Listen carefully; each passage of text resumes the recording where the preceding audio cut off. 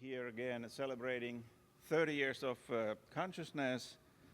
As I think most of us know, the TSC has always been the very open-minded conference. I think Harald Atmanspacher once praised the conference, saying that Stuart Tamarov has always this ability to spot the new things that are still coming.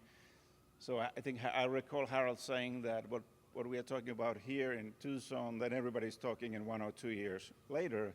And I hope we'll keep it this way. And so it's a particular pleasure to start this part of the conference with the Symposium on the integrated information theory. This is a very radical theory, and as you know, there's been discussion about it recently.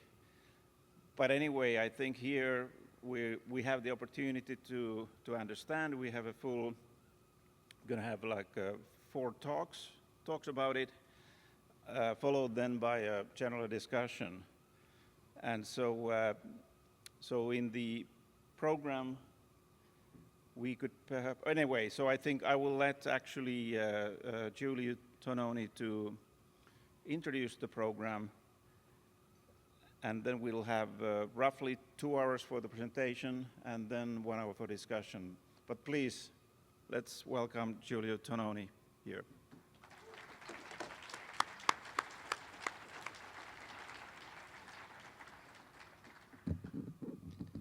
Thank you, Paavo, and thank you especially, Stuart Hameroff. I don't see you and I can't see anything anyhow from here. Are you there? All right, good, because that is for us a special occasion. You've been extremely gracious in arranging this, and there should definitely be something like this also for org. And I think we'll have that sooner or later. But as Paavo said, is the openness of this meeting. When it started in '94, it was forbidden to even talk about consciousness. And Stu organized this, and now we are perhaps talking about consciousness too much, would be my guess, and thinking too little. Nevertheless, we are going today to try to give a little bit of an overview of integrated information theory, very much overview, and with no details. That's unfortunately not possible. It's a large body of work by now. And I very much invite you to look at the original publication as opposed to X, formerly known as Twitter, to understand what IIT is about. What we will do is I will introduce a little bit the basic idea of the theory. Then Matteo Grasso, who by training is a philosopher, but now is a computational philosopher, I would say at least, is going to talk about how IT tried to explain the quality of experience, specifically starting with the way space feels and the way time feels. Then Melanie Boly, who is a double neurologist, as we call her, because she got that in Europe and in America, and a PhD in neuroscience, she will talk about various evidence validating IIT, both in terms of what it can explain and what it can predict.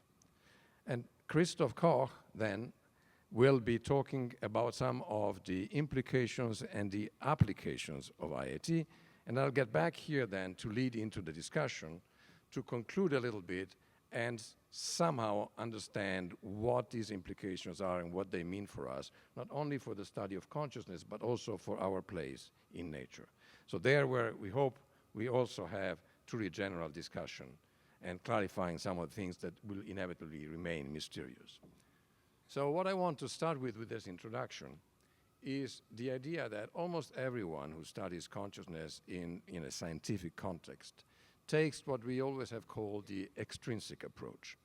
That is the idea that you start from the physical world out there, and then somehow you explain how that works, and then how the body works, and then how the brain works, and maybe at the end we also figure out how consciousness works, now that we can talk about it, and the name can be pronounced.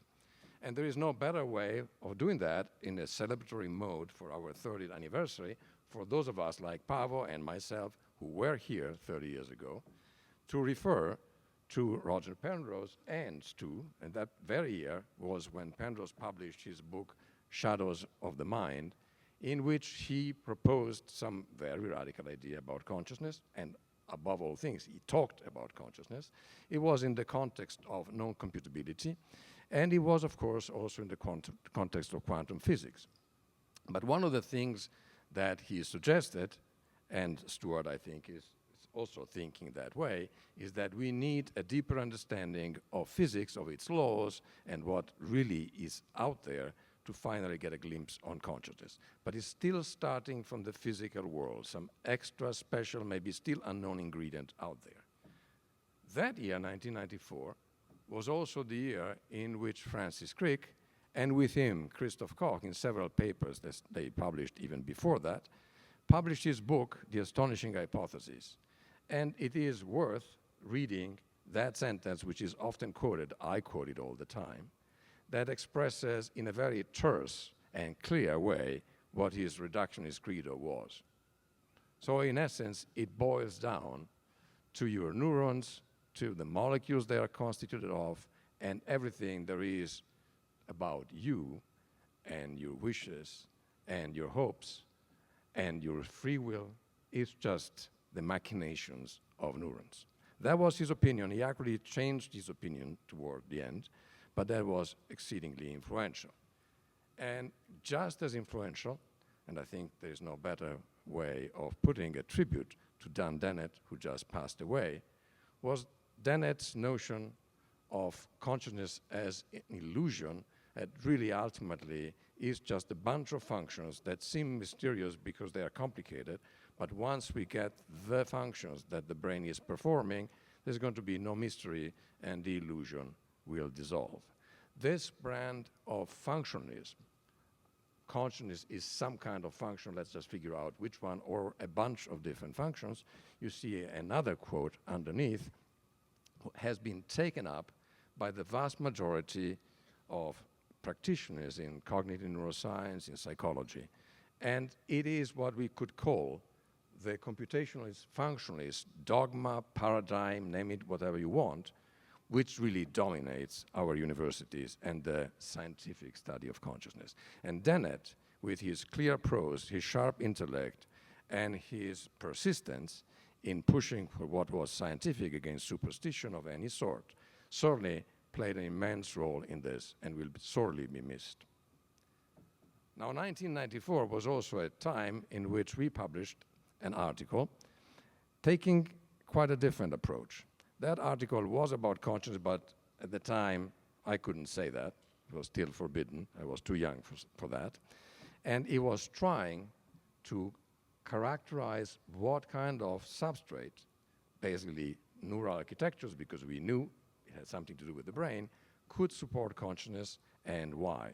And it introduced a measure of neural complexity that was high if you had a system with a lattice of connections very much like you find in posterior cortex with patches topographically organized, and was low if a system was random or modular or uniform. So there had to be a very special kind of architecture for this complexity to be high, and when finally there was what I would call a coming out, that was 98, it became the foundation for this idea, consciousness and complexity, expressed in this paper. And if you could read the orange stuff, it's basically, that's the different part, says we should look at what can account for the properties of experience, of consciousness, not how does the brain generate it, but how can we account for the way experience is. Of course, we did, and I did, experiments. This is with magnetoencephalography using binocular rivalry to look for the neural correlates of consciousness that people had started to study thanks to the work of Crick and Koch and in making consciousness respectable within the scientific community. And by doing these experiments, you can indeed find what happens in the brain when you're conscious versus you're not, when a stimulus is seen versus is not, and some interesting things change. But it was at least clear to me from the very start, even prior to that, that that is not enough. You actually need a theory of what consciousness is that starts from consciousness itself, not just from its neural correlates, although that's an absolutely essential thing to do. And that's because there are questions you cannot answer unless you have a theory of consciousness. Why do some parts of the brain have the right properties, can support consciousness, like the cerebral cortex, and others with just as many, or in this case, 4 times more neurons, don't do it, like the cerebellum? Why does some part of the cortex seem to be crucial, as you'll hear from Melanie later on, and other parts don't, even though on the surface they're quite similar to each other? Or why does the cortex, even when it does support consciousness, stop supporting it if you go into deep dreamless sleep? And the neurons are still firing as you're still there just as much. And now we know this is true in humans. From recordings we did intracranially in patients, the neurons are firing just as much, essentially, when you may not be there at all in deep sleep. Or they may be firing even more, which is what happens if you have a generalized seizure. Everybody is firing like crazy, at least for a while. They are very synchronous, and you are gone. There is nothing it is like to be you.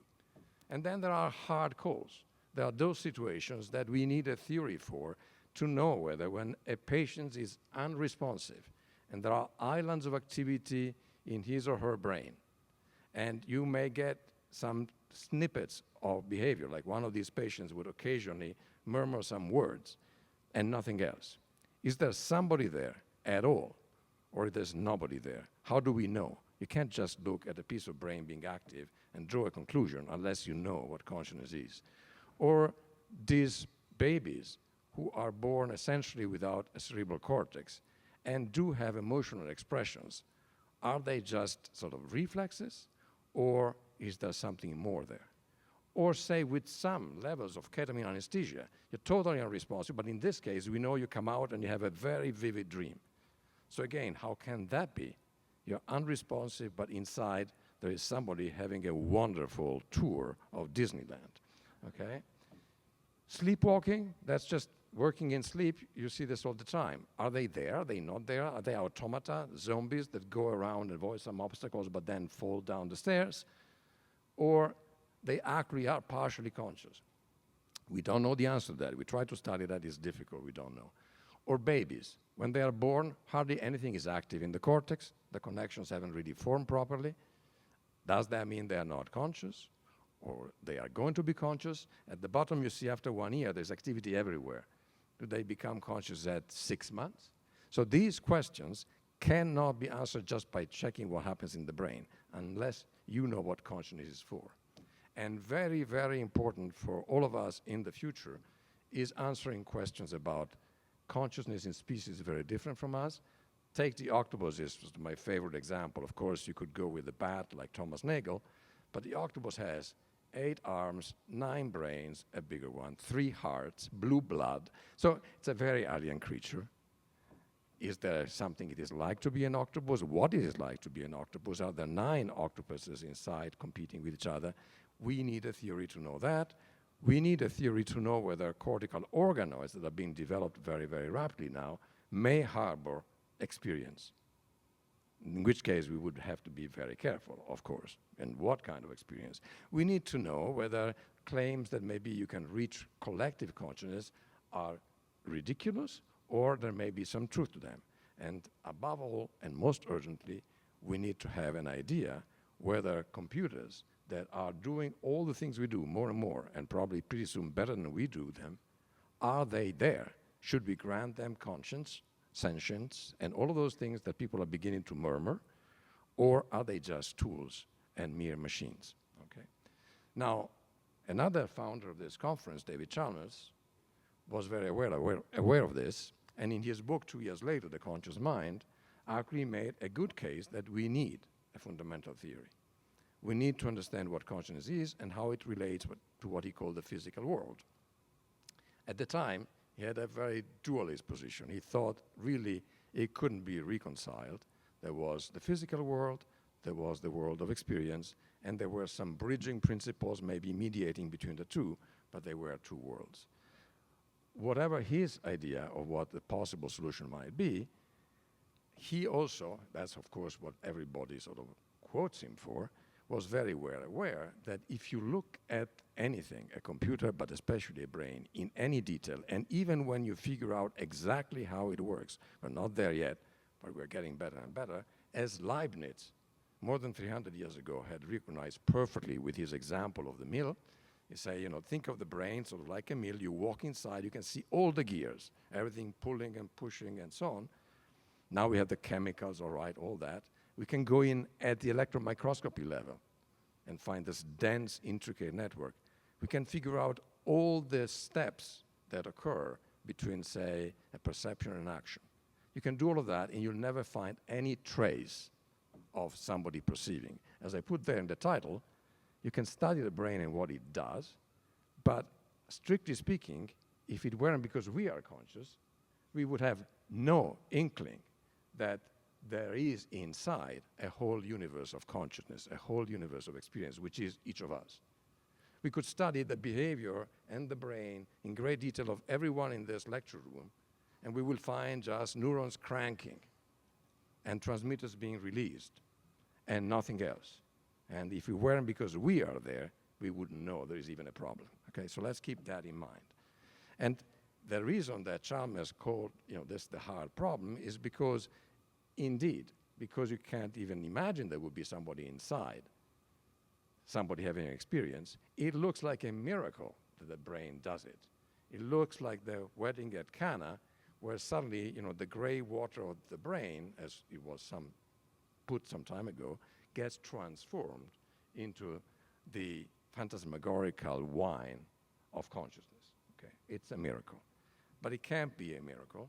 And what I'm going to do by introducing IAT today is to indicate instead that what we need to do is truly change perspective and take what we call the intrinsic perspective, starting from consciousness itself, not from the physical world, the brain, or some functions that our brain performs, but from what it is like to be you right now, seeing, hearing, thinking. Consciousness is experience, is everything you see, you hear, you think, and you feel at every moment. And so the idea then for IAT is not to start from this physical world supposedly of space, time, mass, charge, the laws of physics, and so on, even though we have been very successful there with science, and not from behavioral function and neural correlates, and try to somehow figure out how you get the cherry on the cake, how it gives rise to consciousness, but do the opposite. Start from experience itself, what you see and hear now, which is the only existence that we know for sure exists. Immediately, we don't need an inference, we don't need a proof. I am here. You, I'm sure, feel the same. And it's irrefutably true, as Descartes realized a long time ago. That's the only, and I want to emphasize this now, although in a way it's so trivial, is the only form of existence. In fact, it's the only existence worth its name. It's the only existence worth having. It's the only existence worth being, and that is experience. If you take it out, you see there's somebody lying in bed, right? If that somebody lying in bed goes into dreamless sleep, there is nothing else. A whole universe vanishes. Temporarily, in that case, forever, in the case of Dan Dennett, but it vanishes and there is nothing at all. Of course, we think there is still the world outside, but think about it. What kind of existence would be one that doesn't exist for the thing that exists, for you? So it's the only existence, intrinsic existence, worth having. And IAT then starts from that irrefutably true existence and tries to say, okay, let's conjecture there's a world out there, and we want to be able to account for the existence that I'm experiencing and, if you wish, enjoying now, in terms of stuff we can observe and manipulate extrinsically. That is, as a conscious being, I can play around with things, I can measure things, I can observe things, and I can use science to do it even at a finer level, but I want to account for what truly exists, which is consciousness, my consciousness ultimately, in terms of physical things. And so here, bear with me just briefly, when I say that IT is very clear about its assumptions. It starts from the fact, irrefutable fact, that my experience exists, mine. But that would be a silly position if that's all you think. We make some good inferences about other stuff. And these assumptions are explicit in IIT. The main ones are, we, like everybody else, assume there is something that continues to exist and persists independent of my own consciousness, including myself. My body is still there when I wake up. My body is still there when I close and open my eyes. So that's simply realism, which we almost all share. Physicalism has a very precise sense in IIT. It's an operational definition. We don't necessarily have to assume there are laws of physics, there are intrinsic properties, mass, charge, and spin. All we have to assume, and that's all that we can do with our hands and eyes, and all that science can do, is to actually observe and manipulate, and observe these regularities. Okay, that's how you get life, and how you know about the world. You figure out there are people, there are trees, there are animals, etc., rocks, and so on. And that's how you get a better understanding through science. But it's all ultimately operational. And as you can see there, ultimately in IIT, all you need is that if I do this, I see that operationally, and you put a probability on it. It's a bunch of probabilities that characterize what the so-called physical world is like. And that is called a transition probability matrix, ultimately. But that's just to make a point for those who have an interest in, philosophical aspect. And IT is even atomistic, old-fashioned atomistic, according to a maxim that also Descartes understood very well too, which is to understand something, you want to go down to the smallest pieces that you can manipulate and observe, so you leave nothing out. So IIT says, look, it's a good conjecture that there is something independent of my own consciousness, that we can study it objectively by observing and manipulating, and that we should do it actually, if we can, in the most reductionist way possible from a methodological point of view. But what is also true is the only thing that truly exists in an irrefutable way is my own experience. So what IIT then does is it takes phenomenal existence, that is experience, which is subjective, and then formulates an explanation for that in physical terms, where physical just means operational. You can see on the right a flat brain, because we call it a substrate, and the substrate simply means it's not that are the neurons there that are the real thing and then somehow consciousness emerges. No. What we can do is we can go and observe neurons, manipulate. A substrate is something you can observe and manipulate, period. No further assumptions. And you see the little hand and the little eye to indicate that. And then you get these probabilities. If I do this, I see that with this probability. That's what you do in neuroscience, that we do in science anywhere. So you get this big substrate transition probability matrix. So ultimately, the physical in IIT reduces to what we call cause-effect power, which goes back to the sophist of Plato, indicated there on the right, possibly Parmenides, the idea that in physical terms, we should just call existence whatever can take and make a difference. So has some causal powers. That's all we can study ultimately in physics. So after having established that the existence of consciousness, the only true existence that we know for sure is there, but operationally we can play around with physical existence, which is take and make a difference, cause-effect power, then the next step of IIT is to say, are there some properties that are true of every conceivable experience, which it calls the essential properties of experience. I will not discuss any of that. That would take a very long time to go through why these properties, that every experience is intrinsic, meaning for the experiencer, for you, for me, that it is specific, it is this one, it's always this one, that it is unitary, it's irreducible to independent parts, it's definite, it has a border and a grain, and it is structured in all kinds of ways.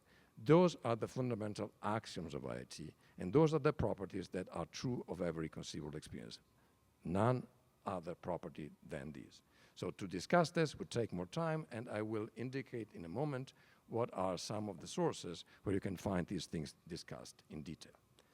If these are the properties of existence, the only true existence which is experience, can we translate them, formulate them in physical, that is operational terms, that is things you can do and observe with a substrate? Yes, you can. You see a brain with some neurons on, say in red, and some neurons off. Of course, there are many more than that. There are 16 billion in the cerebral cortex. But IIT says, well, it means that the substrate of consciousness, purely because of the way consciousness is, it has those 5 essential properties, should satisfy those properties in physical terms, which means in terms of cause-effect power. And it boils down to the substrate of our consciousness, right now my consciousness and yours, should be a bunch of units that satisfy the first four requirements: intrinsic, specific, unitary, and definite, and that's called a complex. It's a bunch of units that are very irreducible. They are maximally integrated within and minimally without. That's called a complex. As you can see, that complex includes in this depiction a piece of the cortex, but not all of it, and not the cerebellum. We'll see why in a moment. But it's just to give the idea. And then the last step is, the last property is consciousness is structured. Every experience is structured. And that structure, you can see it phenomenally. That is, everything you are seeing has parts. Like in that case, there is a hand, there is a book, of course there is a bed, there is a room, there is a left side, there is a right side, and so on and so forth. There are the fingers, and they are related to each other. The hand is on the book is on the body is on the bed, all of these things, and the bed is in space, in the room. So all of these innumerable things, actually, if one starts thinking about that, compose an experience and make it what it is. That's phenomenal structure. And that's the last and fundamental property of experience. That too must be translated in physical terms, that is cause-effect power. And so we take the substrate now, and we say the substrate is not just a bunch of things you can manipulate or observe. We need to unfold in full all its powers. And the powers are just taking and making a difference with some probabilities. It's a big transition probability matrix. The unfolded substrate is called a cause-effect structure, or phi structure, and it's meant to capture one by one all the properties of every experience. So just give me the substrate, so to speak, some units on, some units off, tell me what the borders are, tell me what the grain is, and then we will unfold its powers. We will get a big cause-effect structure with causal distinctions and causal relations, and that, claims IIT, with no additional ingredients, will be identical to the experience. It can account for all aspects of it. But what exists, of course, is the experience. The cause-effect structure is the explanation of it. And the quality, then, is that structure, nothing less, nothing more. Quality is structure. The quantity is just the sum of the amount of irreducible existence of all these distinctions and relations of the components of the structure. It's called big phi. That's the quantity. So we have what exists is an experience supported by a complex, which is a giant structure that expresses the quality and how much it exists.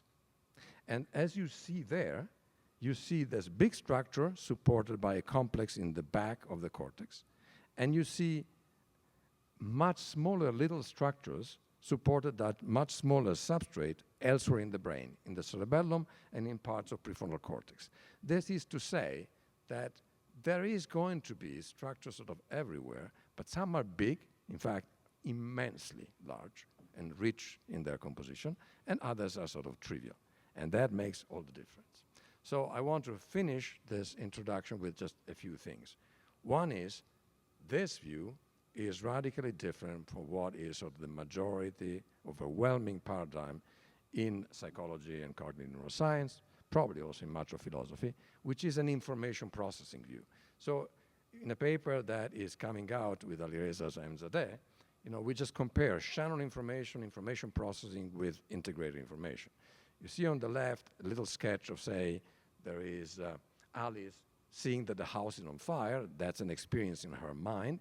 And she then communicates that to Bob. So according to the standard approach, we need to find out how the stimuli go in this case, the house on fire, how they get processed in different places in the brain, how they get decoded and coded and recoded and so on, and how it produces the functions and the behavior that it does. It's all this flat information processing in which neurons turn on and off. So the machine works through, just like Leibniz had foreseen.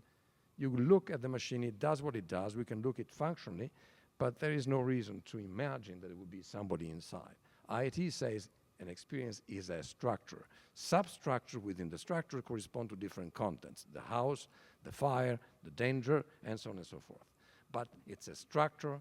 It is not a process. It is not a code. It's not a computation. It's not a function. And it's not a pattern of activity.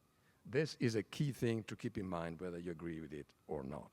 The final step for IIT is making this into a properly mathematical formulation, so things can actually be computed, although it's complicated to do it from any realistic system. So all these postulates get translated as faithfully as we can in mathematical terms.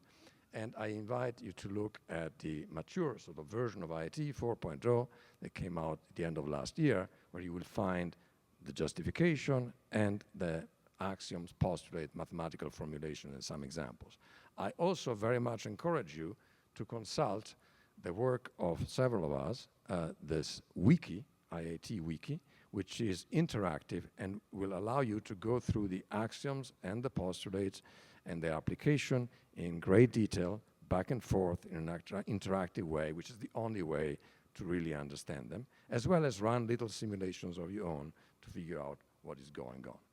So I'll finish by saying that the explanatory power, for instance, the theory can be applied to some of the hard calls that I mentioned before.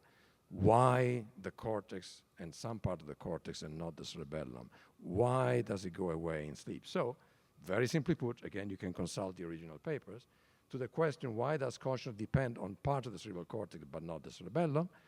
IT answers, because only a dense lattice, what you saw in the old 94 paper, connectivity can yield high phi, that is high consciousness, but not a modular one. And the back of the cortex is exactly built like that, remarkably so. The cerebellum is fantastically modular, even though it has 4 times more neurons. And then why does the cortex, even if it has the right architecture, lose consciousness when we go in deep sleep, despite the fact the neurons are still firing? Again, I won't explain this, but this was then tested experimentally. You hear it a little bit from Melanie. It's because even if it is the architecture is right, when it breaks down during sleep, the causal interaction break down, and instead of being one big structure, you literally disintegrate into many little entities worth essentially nothing. And then uniquely, IIT also tries to explain why does it feel the way it does? Not just that it feels like anything, but why does it feel the way it does? Why does space feel extended, time flowing? Objects like binding the general with the particular, colors feel the way they do. This is the research program, and the best way to do that is to give you an indication of how that program is proceeding, very, very simply at the moment, through Matteo going through a little bit how IIT tries to explain how space feels, and a little bit how time flows. Thank you.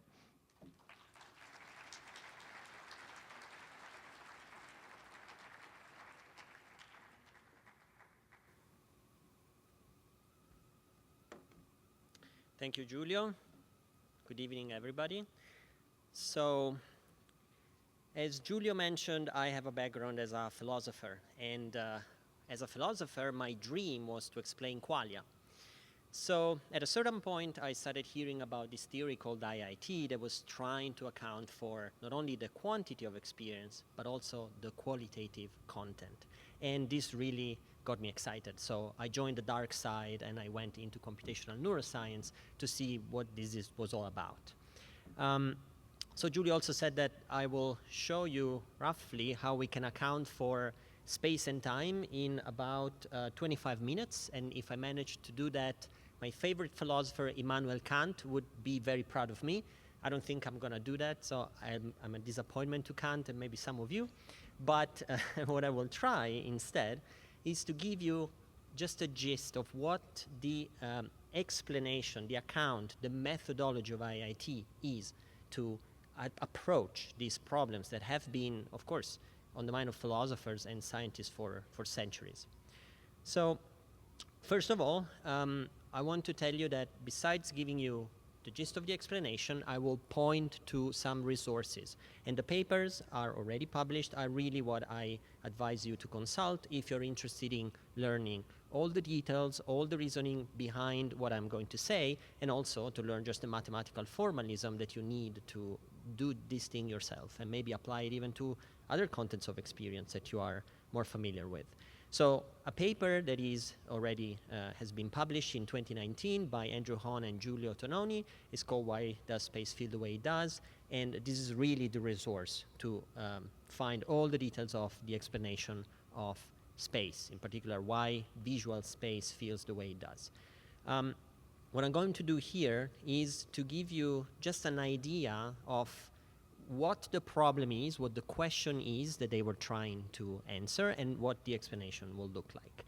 And for most of this part, I will actually just use this dark screen. So please don't look at me, look at the dark screen. That's all you need. It's already there. So first of all, I would like to start from the question, why should we even address the problem of why space feels the way it does? And there are really many reasons. One reason that I strongly believe has been underappreciated in both philosophy and neuroscience is that space is really as qualitative as all the other qualia that philosophers talk about, like color, pain, taste, smell. And this is really striking if you think about that. So for instance, when you think you want to give a full explanation of visual experience, of course you have to start from the fact that you experience colors. And an explanation, an account of visual experience that didn't mention color would be incomplete. Similarly, if you want to explain the experience of taste, you would have to mention sweetness, and an account would be incomplete without accounting for sweetness and its difference from bitterness, for instance. So now, every time you see colors, you always see them somewhere in space. They are always located in your visual field. Like, I'm talking about your phenomenal space, the one that is in front of your eyes, even when you close your eyes. So the fact that vision is spatial is as qualitative as and as in need of an explanation as the fact that there is color. This doesn't apply to taste, and it doesn't apply to olfaction. So if we weren't to explain space and why it feels the way it does, well, we would be missing out a crucial property of visual experience. So space is as qualitative as color, and our problem applies as much to space as to color. But also, interestingly, space, when you think about it, is really pervasive. It's always there in your experience. Thankfully, some other things like pain are not always there, but space is.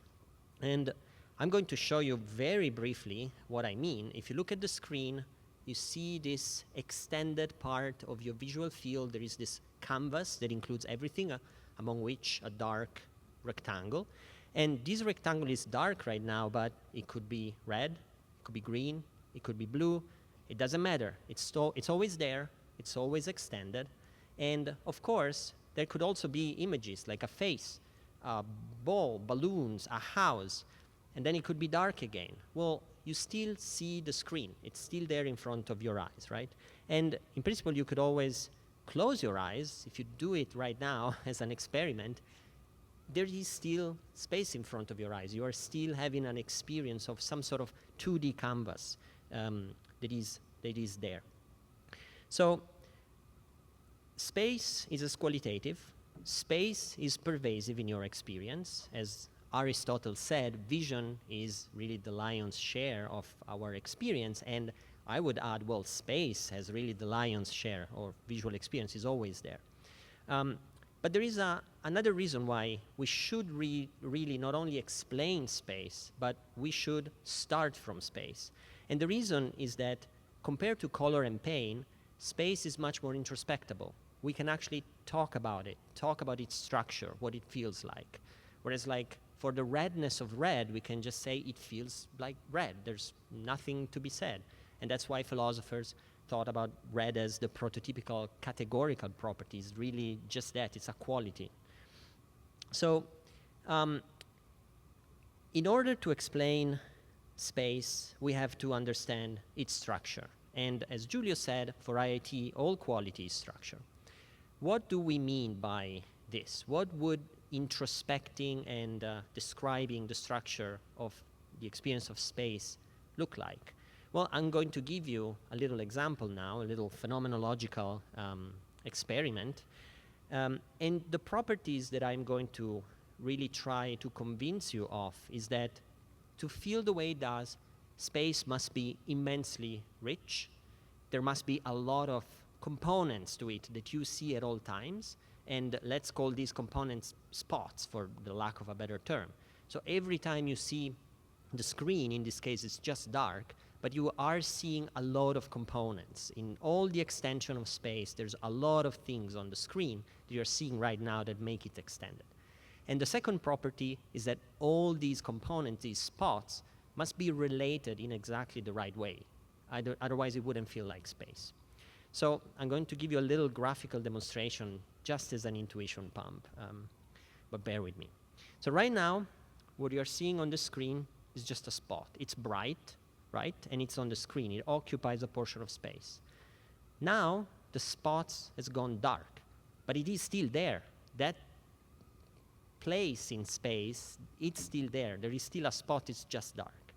And of course, I could be doing this with a bigger spot in a different location. You now see it, it's bright, now it's gone dark, but it's still there. There is a spot that occupies that portion of space. And of course, I could be doing this all over with many spots of all sides. They could be all over in your visual field.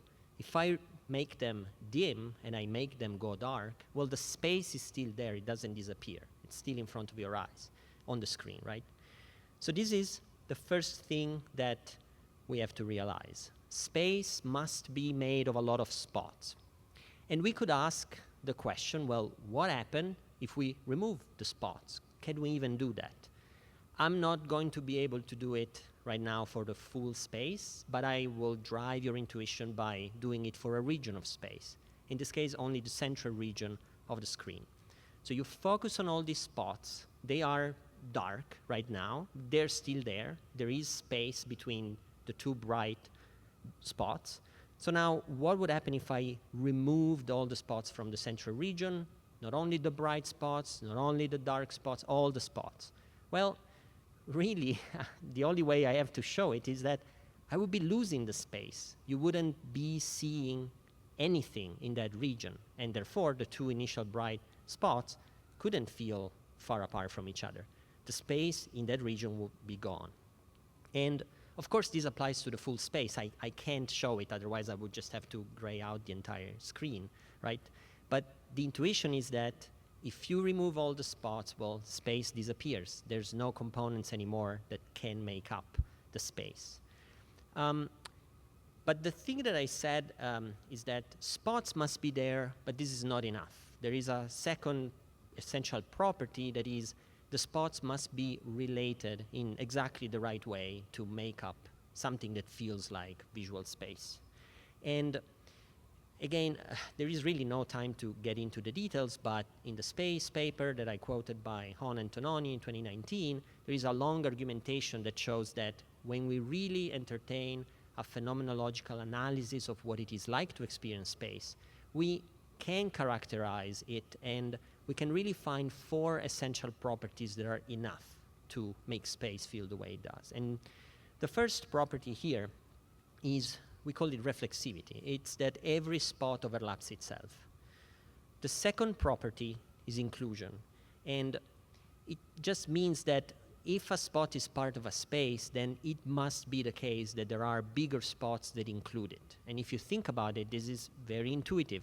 If there were no bigger spot than a spot that you are seeing on the screen, well, then this spot would be the whole screen. It would be the whole space, right? And similarly, every spot to form a space needs to also include smaller spots. And again, think about it. Otherwise, how could you possibly see it as extended? It would just be a point, right? It wouldn't be a spot. Another property is that every spot must partially overlap with other spots. And this means that we call it connection. So there must always be another spot that partially overlaps with the first spot. And similarly, every time that 2 spots overlap, their overlap must also be a spot. Again, intuitively, if you consider 2 spots overlapping, but you wouldn't be able to see the overlap as a spot in itself, well, how would you possibly tell that these 2 spots are overlapping in the first place? And then the last property is that every time 2 spots overlap, they fuse. Their union is also a spot. So there is a spot that occupies exactly the area of 2 overlapping spots and nothing else. So these relations are IIT argues, essential to define all the properties of space. Every property you can describe about your spatial experience, the fact that spots are big or small, they occupy, they have a certain size, they are distant from each other or close, they have neighboring relations, they all follow from these 4 essential properties. But what I would like to focus on right here is that, as I said, not only to have space you need all the spots, the second really important ingredient is that these spots must be related, in particular in these ways, but they must be related. And again, I will entertain a little experiment graphically. What would it be like if the spots didn't relate? So now, again, focus on the central region. I'm not going to be able to do it for the full space, but if we focus on this central region, we can imagine it has to be composed with a lot of bright spots in this case, right? Well, if we were to unrelate them, we would really spread them out, completely dissolve the central region, and now all the ordering, all the spatialness, or the spatial properties of this region are lost. We're not able to say which spot includes the other, which spot is overlapping the other or neighbor to another. We just lost the region of space. And of course, this applies to the full space as well. So not only you need all the spots, which are still there here, you also need them related in the right ways. Okay, so a little bit of summary. What I just claimed is that there is something it is like to have a spatial experience, irrespective of color, objects, presence of sensory stimuli. To experience space, we must be experiencing a lot of spots, and to form a space, spots must relate in particular ways. So in particular, according to reflexivity, inclusion, connection, and fusion. I really didn't do justice to the full space story, so I recommend again that you go consult the space paper. And in particular, I'm very happy and elated to say that another paper has just been uploaded to SciArchive, again by Andrew Hone and Giulio Tononi, and it's titled The Unfathomable Richness of Seeing. In this paper, you can actually find a much longer argumentation that shows how immensely rich your visual experience, and in particular the experience of space, must be to feel the way it does. So I highly advise you to consult these 2 papers. Okay, so what do we do with this? As I said, space can be characterized according to these methodology by introspecting its essential properties. Here, I have talked about 4 essential properties, and I am representing them now just for the sake of brevity, with these little schematics that you see on the top left. So here, imagine we have just 4 spots, S1, S2, S3, and S4. In the bottom left, you see the phenomenology, you see how they overlap. And the little diagram on the top left instead just is a schematic representation of the relations between them. So you can see that S1 is reflexive, S1 is included by S2 and includes S3, S1 partially overlaps S4, so they connect, and S1 and S4 fuse into S2 that includes both. So this is just a summary of what it is like for 4 spots to satisfy all these properties. So the idea of IIT is that we take the phenomenological characterization, and now we want to translate it into cause-effect power. So we start from the substrate of this particular qualitative content of experience, not the full experience. We take, for instance, our best candidate, which in this case would be, let's say, visual cortex. We find a way to model the architecture of this substrate, and then we unfold it. And the idea of IIT is that with absolutely no additional ingredients except the 5 postulates, we should be able to find one-to-one correspondence between the properties that we started from, the properties of phenomenal space, and the properties of the corresponding substructure of the cause-effect structure. Sorry for the jargon, but I hope with the pictures this is a little clearer. Okay, what does it mean to unfold something? Well, now I have to give you an IIT primer in one slide. And you can take notes if you want, or you can just like be on for the ride and enjoy the ride. As Giulio said, everything that you need to know about unfolding is contained in the 4.0 paper, and it is explained very thoroughly with the mathematics. We also have some Google Colab Python scripts that you can run online in your browser, and you can apply all the formalism of IIT. You can even create different systems of your liking, and you can apply the same formalism. So what I want to show here is, what is a cause-effect structure? How do we even get it? And let's say we start from a much simpler system, the one that I show here on the left. We apply the postulates down to exclusion. We find our complex, which for IIT is really the substrate of consciousness. And let's say we find that it is ABCD. So now Giulio said the last step of the IIT formalism is to unfold the cause-effect structure that you see here. But let's take one step back and let's ask, what is exactly a cause-effect structure? Well, a cause-effect structure is composed of distinctions and relations. What's a distinction? Well, every mechanism of the substrate, in this case, let's say I take mechanism C, it's just a unit. It can be a neuron, it can be a mini column, it can be a unit in a neural network. We apply the formalism of IIT to understand what intrinsic integrated information it specifies about causes and effects within the system. In this case, C specifies a maximally reducible cause, saying that C is off, it's white and lowercase. Its cause, it's most likely, and from the intrinsic perspective of the system, that A was off. And its effect is that D will be on. And crucially, we can do it also for high order mechanisms. So we can take BCD together, units BCD, and we can ask, what is the information about causes and effects that BCD together specify that is irreducible to the information about causes and effects that B, C, and D specify individually? And we find that in this case it is AC cause and ABD effect all off. This is not important. Finally, now that we have two distinctions, we can ask, how are they related? You remember that Giulio mentioned distinctions and relations should really account for all the quality of experience. Well, a relation is when two distinctions basically overlap over some of their units. In this case, there are some relations that I'm depicting as these edges and surfaces because the units overlap. Okay, you now know how to unfold a system and what a cause-effect structure is. Let's get to the explanation of space. When we apply this formalism, unfolding the most likely substrate of visual experience, let's say V1, visual cortex, we can even go and simplify to the extreme. We can take an architecture that is typical of visual cortex with lateral connections, nearest neighbor connectivity. We can even make it 1D. The conjecture of IIT is that if we unfold it, then we should find properties that correspond to the ones of spatial experience. So now, this is going to be quick. The distinctions that actually we can unfold from a grid of that sort that you see at the bottom of the screen look a little bit like the ones like that, look exactly like those ones. So every mechanism specifies a cause and an effect over its own units, actually a subset of its own units.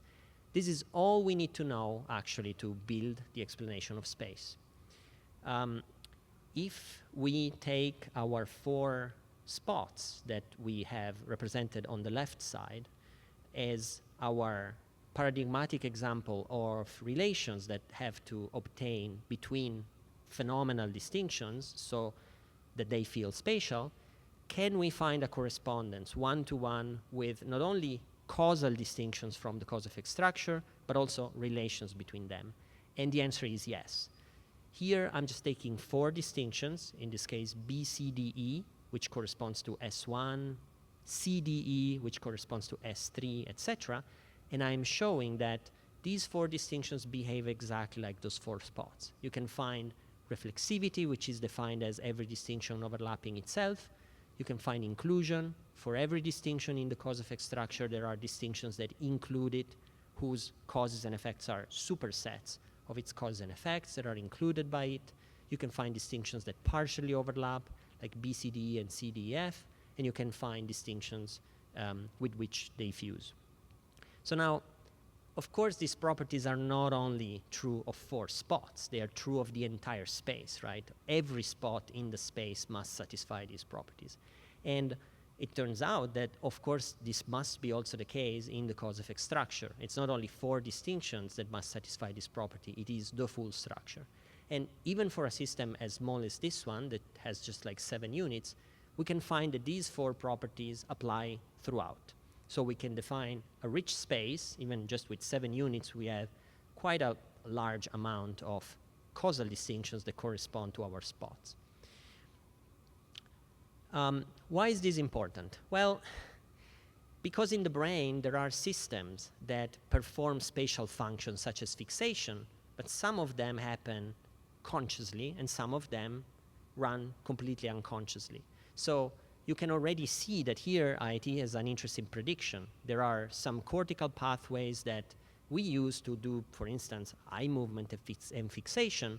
And the prediction of IIT is that if those pathways have the right architecture, and when we unfold it, we find a rich cause-effect structure with the properties of space instantiated, well, then they will contribute to consciousness. Whereas if there are other pathways, like subcortical pathways that I am indicated in green here, if we take that architecture that is more like topographic maps without lateral connections between the units, and we unfold it, well, in this case, we shouldn't find the right properties that correspond to spatial experience. And this paper, called Of Maps and Grids, does exactly that. We built 2 systems that are functionally very similar. They perform the same functions, but one completely lacks the phenomenal properties of space. Okay, so you've seen the methodology of IIT. This is how IIT starts from phenomenology, defines the essential properties of space. Actually, we can also build an explanation of all the derived properties of space that I mentioned before. So the fact that spots have a certain size, they are located in space, they are at a distance from other spots. And we can do this exercise of unfolding our best bet of the substrate of that content of experience and then finding a correspondence. So now, we are going to conclude very soon, and as always, there is not enough time for time. But what I want to tell you is that an account of time actually can look remarkably similar to an account of space. And the feeling of the flow of time, the feeling that the present moment is actually not instantaneous, it's around 2 seconds of experience. If you hear a sound like this, it kind of stays with you for a little bit, right? So in this space that is, well, not space, that is called the specious present of around 2 seconds, you can actually recognize moments that are shorter and longer, like individual phonemes, an entire word, an entire sentence. And we can establish properties that characterize temporal experience in just about the same way in which we have characterized spatial experience. This is a paper that is in progress. It's almost ready to be submitted. The first author is Renzo Comolatti, who is a PhD student in Milan. So this is in preparation, and I invite you to keep an eye on this. I will just show, basically, that the same thing that I've done for space, unfolding a cause-effect structure, in this case, will apply to time, but of course we have to change the substrate.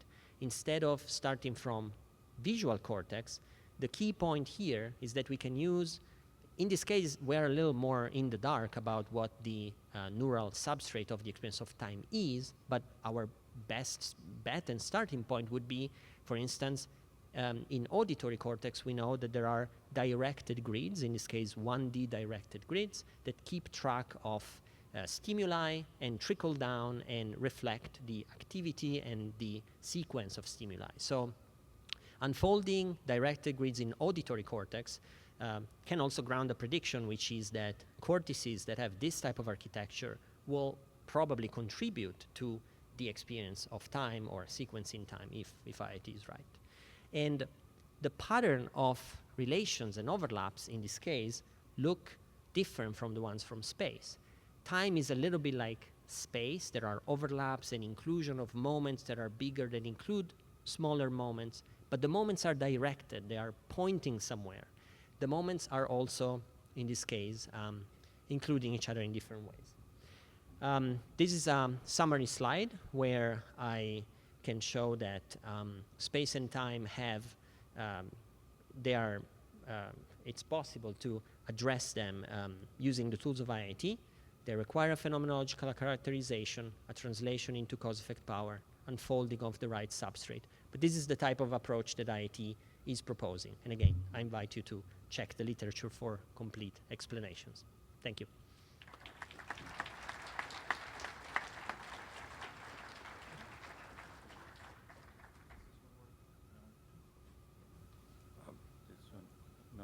Okay, so we thought we could have just a few questions here before we move on.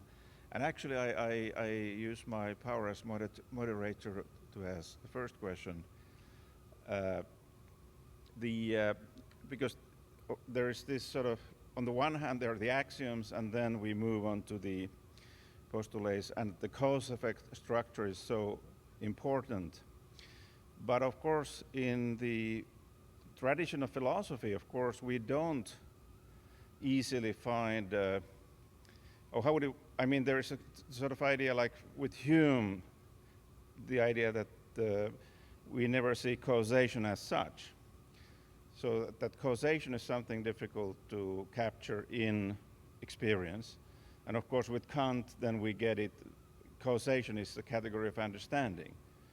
But how do you move from your axioms to the idea that the cause-effect structure is so important? Can you make that a bit more explicit? So we'll have just a few questions now, especially these kind of questions. And also because the next part will be easier sailing, and then we'll have a more general discussion. So just some specific question about the worst part, which is what Matteo and I took on. So the key there is to go back, but I won't do it, to the slide in which we talk about phenomenal existence, which is, as I say, the only true existence, the only one worth having, the one that's irrefutably true, which is experience.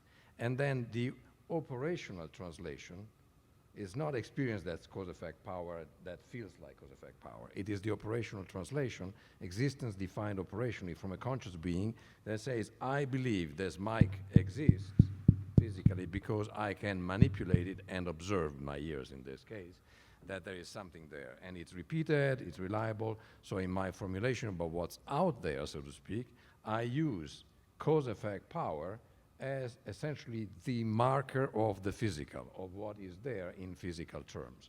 And then the claim is that we can unify nature by, instead of having consciousness at the top of somehow this mysterious physical world, is consciousness that tells us what existence is like, and then we formulate that operationally. That's what cause-effect power is. So it's not a property of experience, it's the translation of existence in physical terms.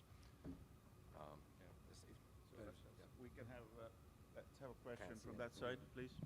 Thank you very much. I appreciate the articulate presentations that you gave, and I found it very curious and helpful.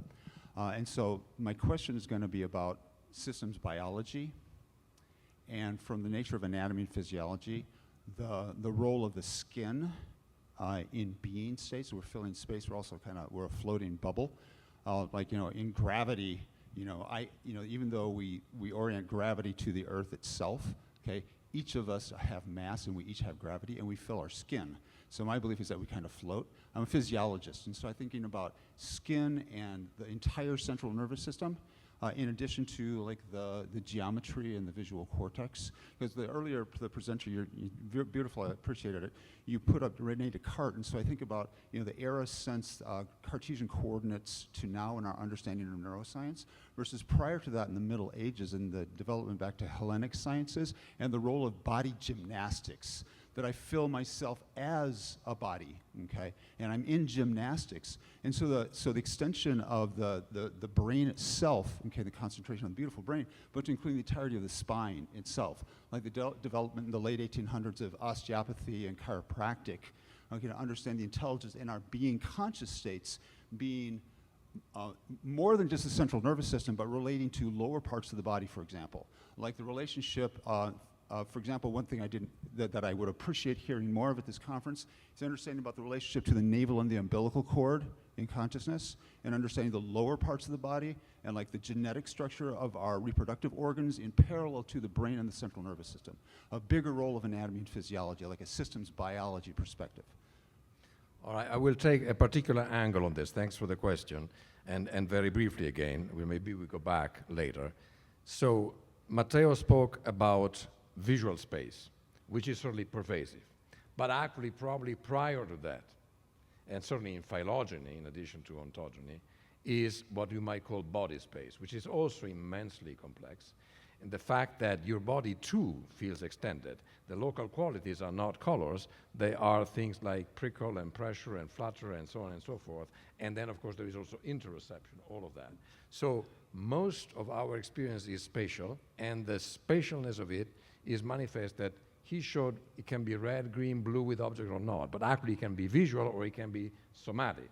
Okay, so space is a fundamental constituent, we believe, and of course you know that there are maps, which we really think are grids of space in all the visceral and somatosensory systems inside the cortex. So we believe that this majority of grids that we have, grids stacked upon grids, in not only visual but also somatosensory cortex, etc., are critical in giving us the sense of inhabiting a body, being the body, being centered in the body, and then we have the more proximal, peripersonal and distant extension of space to the space of vision. But the body space is probably the fundamental one. So thanks for the question. Should we take one more question and then, because otherwise, yeah. There's one more. So let's have from that side, please. Oh, okay, thank you. I found this to be very beautiful, descriptive, kind of like a story of the structure that maybe leads to consciousness. And I think in the earlier presentation, you also mentioned there has to be some higher level of structure that causes that consciousness. As a molecular biologist, cause and effect, cause mechanism and effect is a very well-known story. Every signal, everything has to be perceived. It has a mechanism and it has an effect. What I'm left with, empty-handed, are above and below the IIT then. I mean, IIT is a beautiful description. One question is, why and how does that space organize into that structure? For example, that middle space where all the dots were in the middle, you did that by clicking on your computer. Then you dispersed it. Where is that? Where is that phenomena? And outside of that, I think a big leap is that all this structure, because we have the experience, we are presuming that this structure exists, which is giving us that experience. But there is no fundamental or molecular or description of what of those structures are relevant to consciousness, which ones are not. So the above and below bit. Thank you for the question. This actually is a great opportunity to clarify exactly what we mean. And the notion of space is incredibly tricky. It's so pervasive, and it's basically, water for us, and we're all fishes in the water, right? So what we mean by the structure of space is really that we have an experience of the world as structure. Our experience has spatial properties, and we can find an explanation, we can build an account of why is it the case that we experience spatial properties in vision, especially looking at the substrate. So it is not that there is a structure that makes up the space in this case. We're just trying to find a correspondence between the architecture of the substrate of experience and the experience of space. And in this case, it seems like we can. So there is nothing that is more fundamental than our experience of space. It is part of our experience. We're just trying to account for it in physical terms by unfolding the substrate and matching, so to speak, the properties of the cause-effect power of the structure or the substrate with the properties of experience. So I hope this clarifies. There's really no above and below. Okay, maybe we can talk more about that in the discussion. Thank you.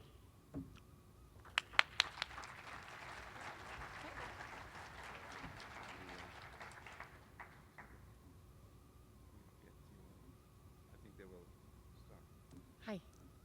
Hello, everyone. My name is Melanie Boly from University of Wisconsin. I thought for fun I would also tell you why I move to the dark side, yeah. So I'm a neurologist, but even before being a neurologist, at the end of my medical studies, I had started to do coma research with Stephen Norris, yeah. And one of the first things we did with Adrian Owen in Cambridge was designing a task, imagine playing tennis, and ask patients that don't respond to you at all to try to do it. And I thought it would never work, and then we started to discover that so many patients that don't respond to you actually do it, so they're conscious, they understood what you say. And to me, then it was a shock, you know, because there's decisions of life and death if they're conscious or not. And then as I started to say, okay, the ones that do it, they're conscious, but the other ones, what do we know? Maybe they're there, maybe they just didn't want to play tennis for me. So I started to kind of look at what brain activity patterns linked to consciousness or not, and there were always exceptions to the rule. Like you can have unconsciousness due to less brain activity in deep sleep anesthesia, or like more during seizures. And then at the end, I concluded that it's really important if we want to have the best inference, the best, you know, diagnostic accuracy for patients to detecting if they are conscious or not, if there's someone behind us there. It's very important to understand the mechanisms that link consciousness and the brain. And for that, it's very important to combine experiments with a theory that tries to have a general explanation for the links between consciousness and the brain, and that you can further validate and get some trust into it through experiments. And so that's why I actually moved to Madison, Wisconsin, and then now working both on clinical research and on validating the theory, testing it, challenging it through experiments, yeah? So that's the little story for the dark side.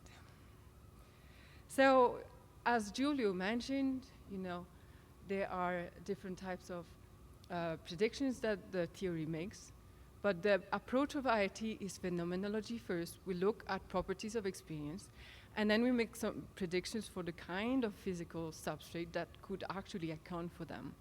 And so, for consciousness to be present, the neural substrate of consciousness should satisfy the properties of consciousness itself, so it must have intrinsic, specific, unitary, and maximal cause-effect power.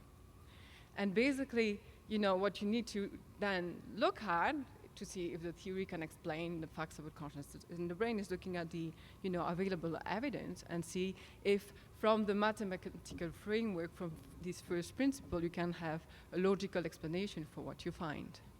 So as Giulio mentioned, according to IIT, what is needed for this very high level of integrated information to be present is that you need a substrate that is actually very, very interconnected, a lot of distinctions and relations that overlap together, a dense lattice of connectivity, yeah?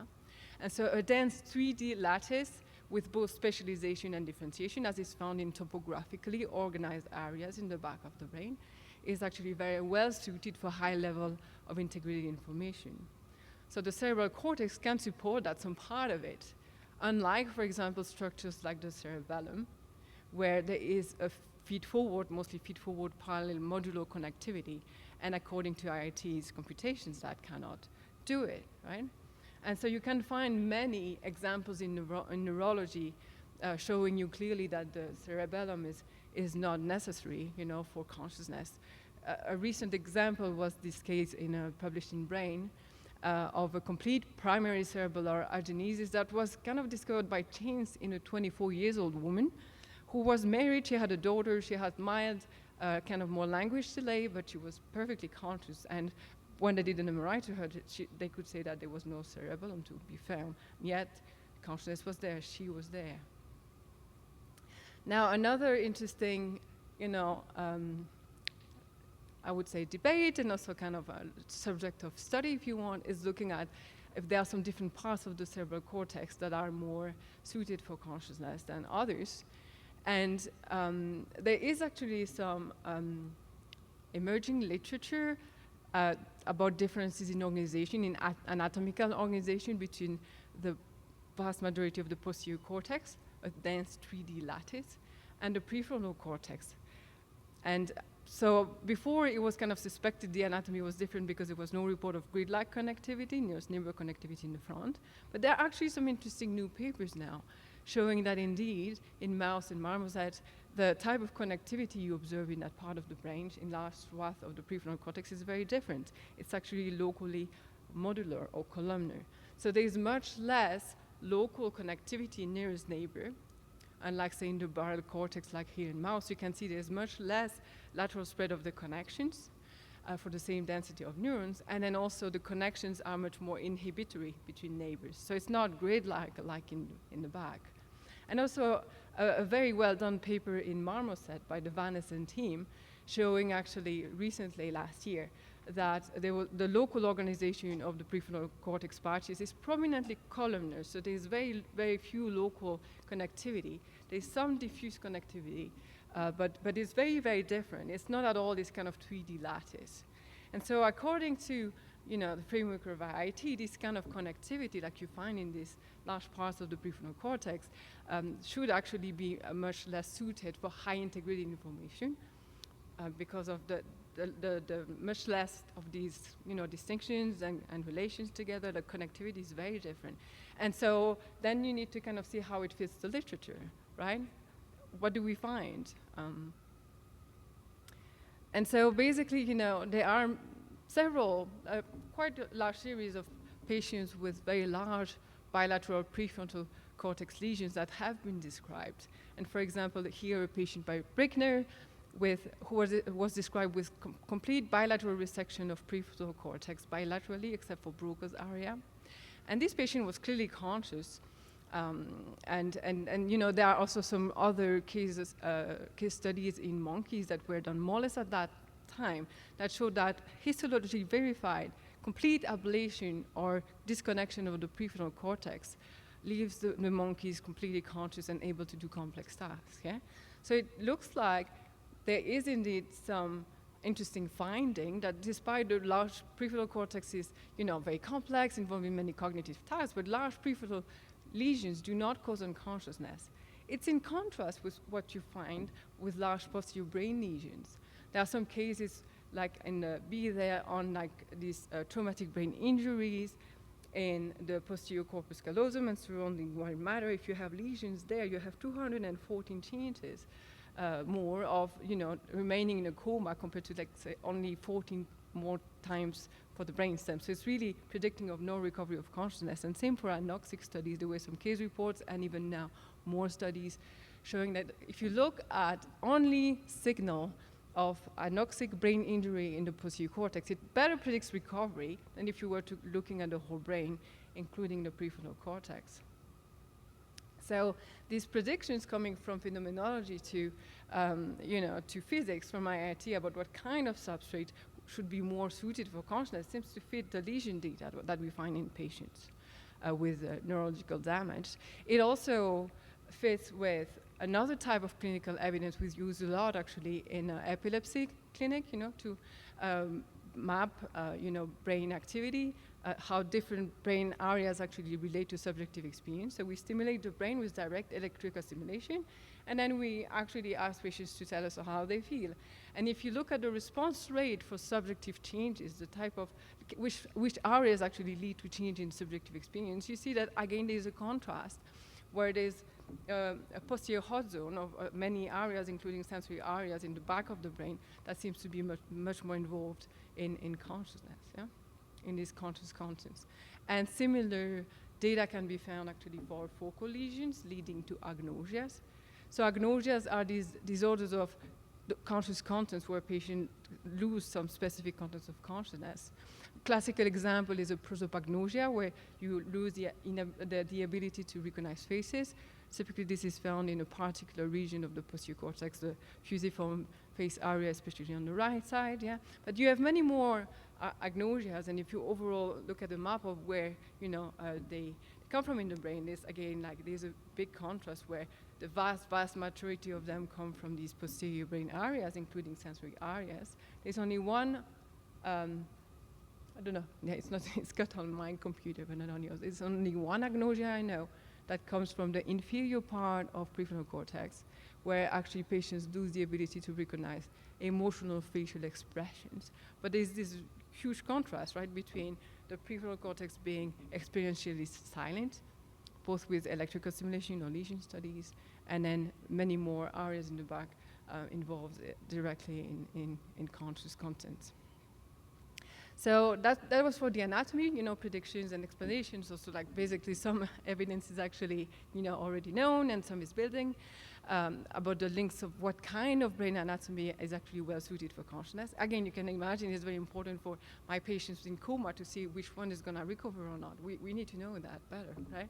But also, anatomy is not enough. Yeah, for the same anatomy, like in, say, these posterior brain areas, in the majority of them, you can have the same anatomy, and then in some states, like in deep non-REM sleep, like Giulio mentioned, then consciousness is impaired. And if you quantify neuronal firing, it's the same amount of firing you have there. But basically, IIT predicts that in these states, especially in these parts of the brain that are most involved in consciousness, you would have a breakdown of these causal interactions that should explain this.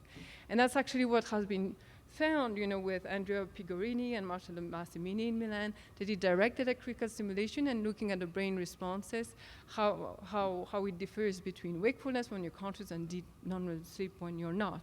And they found that actually, in both cases, you could have significant activity that could be long-lasting in wake and sleep. But the difference was really in that kind of causal interaction. So you had like very deterministic, long-lasting phase locking in wakefulness. In deep sleep, there was basically a breakdown of causality, and interactions were stochastic. So that's just showing you causal interactions are impaired, anatomy is not enough, physiology also matters, and here we have that causal explanation for it. And Christof will show you more of an extension of that work and kind of done in parallel that we use also to determine, what are these new markers that we're trying to obtain to apply clinically using TMS-EEG to detect reliably if someone is conscious or not. If the brain you have, in front of you, in the patient that is actually not responding to you, if they actually are likely conscious or not behind us there. Yeah. So.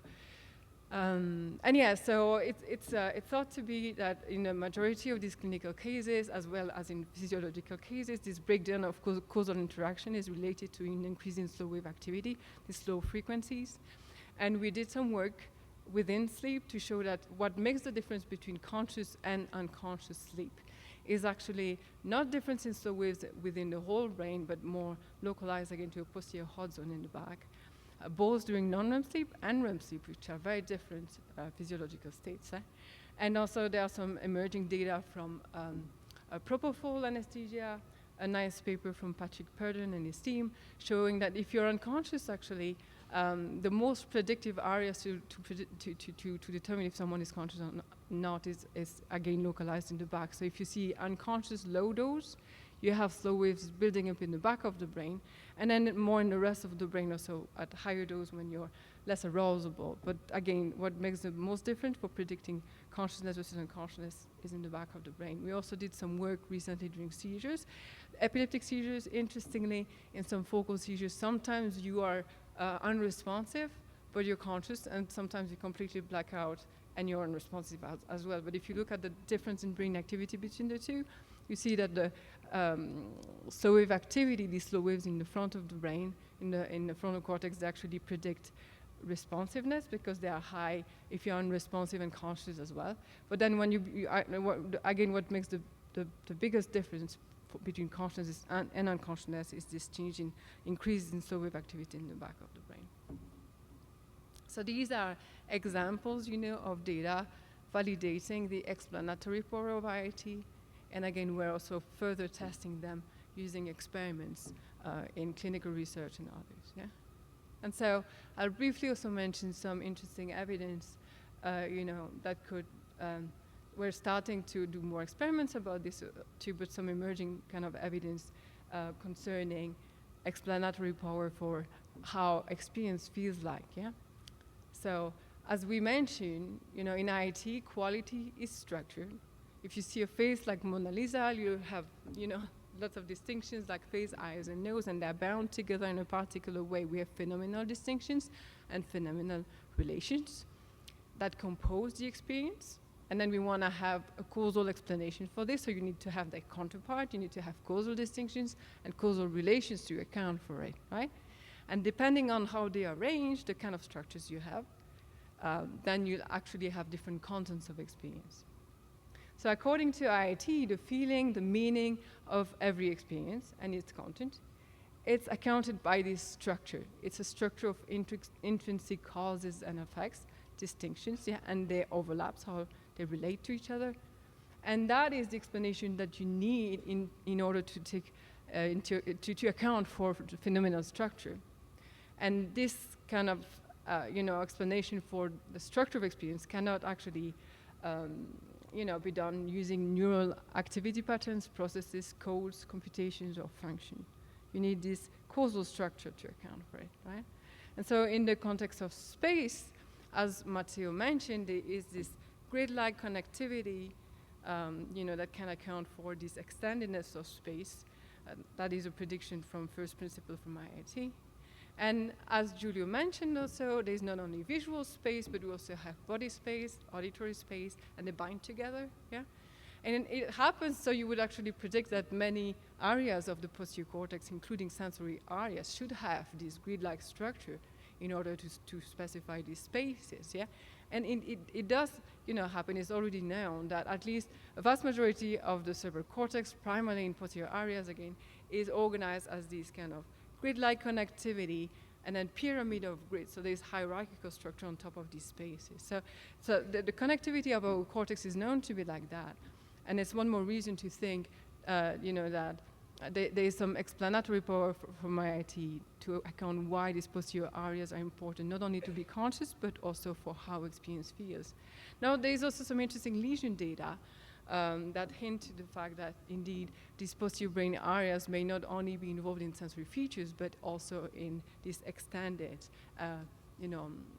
quality of space. For example, there's a patient here with occipital lobe resection.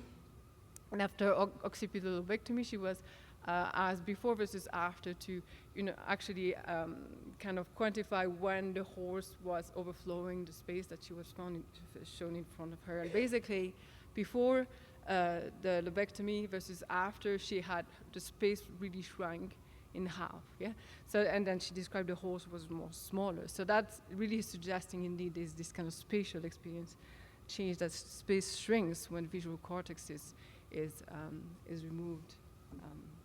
And also there is another phenomenon called the thin man phenomenon, quite interesting, that has been reported in patients that don't have like a full, visual field loss, but more like a scotoma, a hole. The patients don't describe a hole, but interestingly what they say is like, if you look at your examiner in front of you, they'll have the right side of the examiner, the right side of their body or their face, yeah, actually will look narrower, like space shrink in that part of the visual space. And so that's like again suggesting that these occipital lobe lesions may lead to a change also in the phenomenal structure of space. As I mentioned, there are more experiments being done. There was a recent experiment by Chen Song, Andrew Hahn, and Giulio, where also here is not lesion, but it's trying to change the connectivity through synaptic timing-dependent plasticity.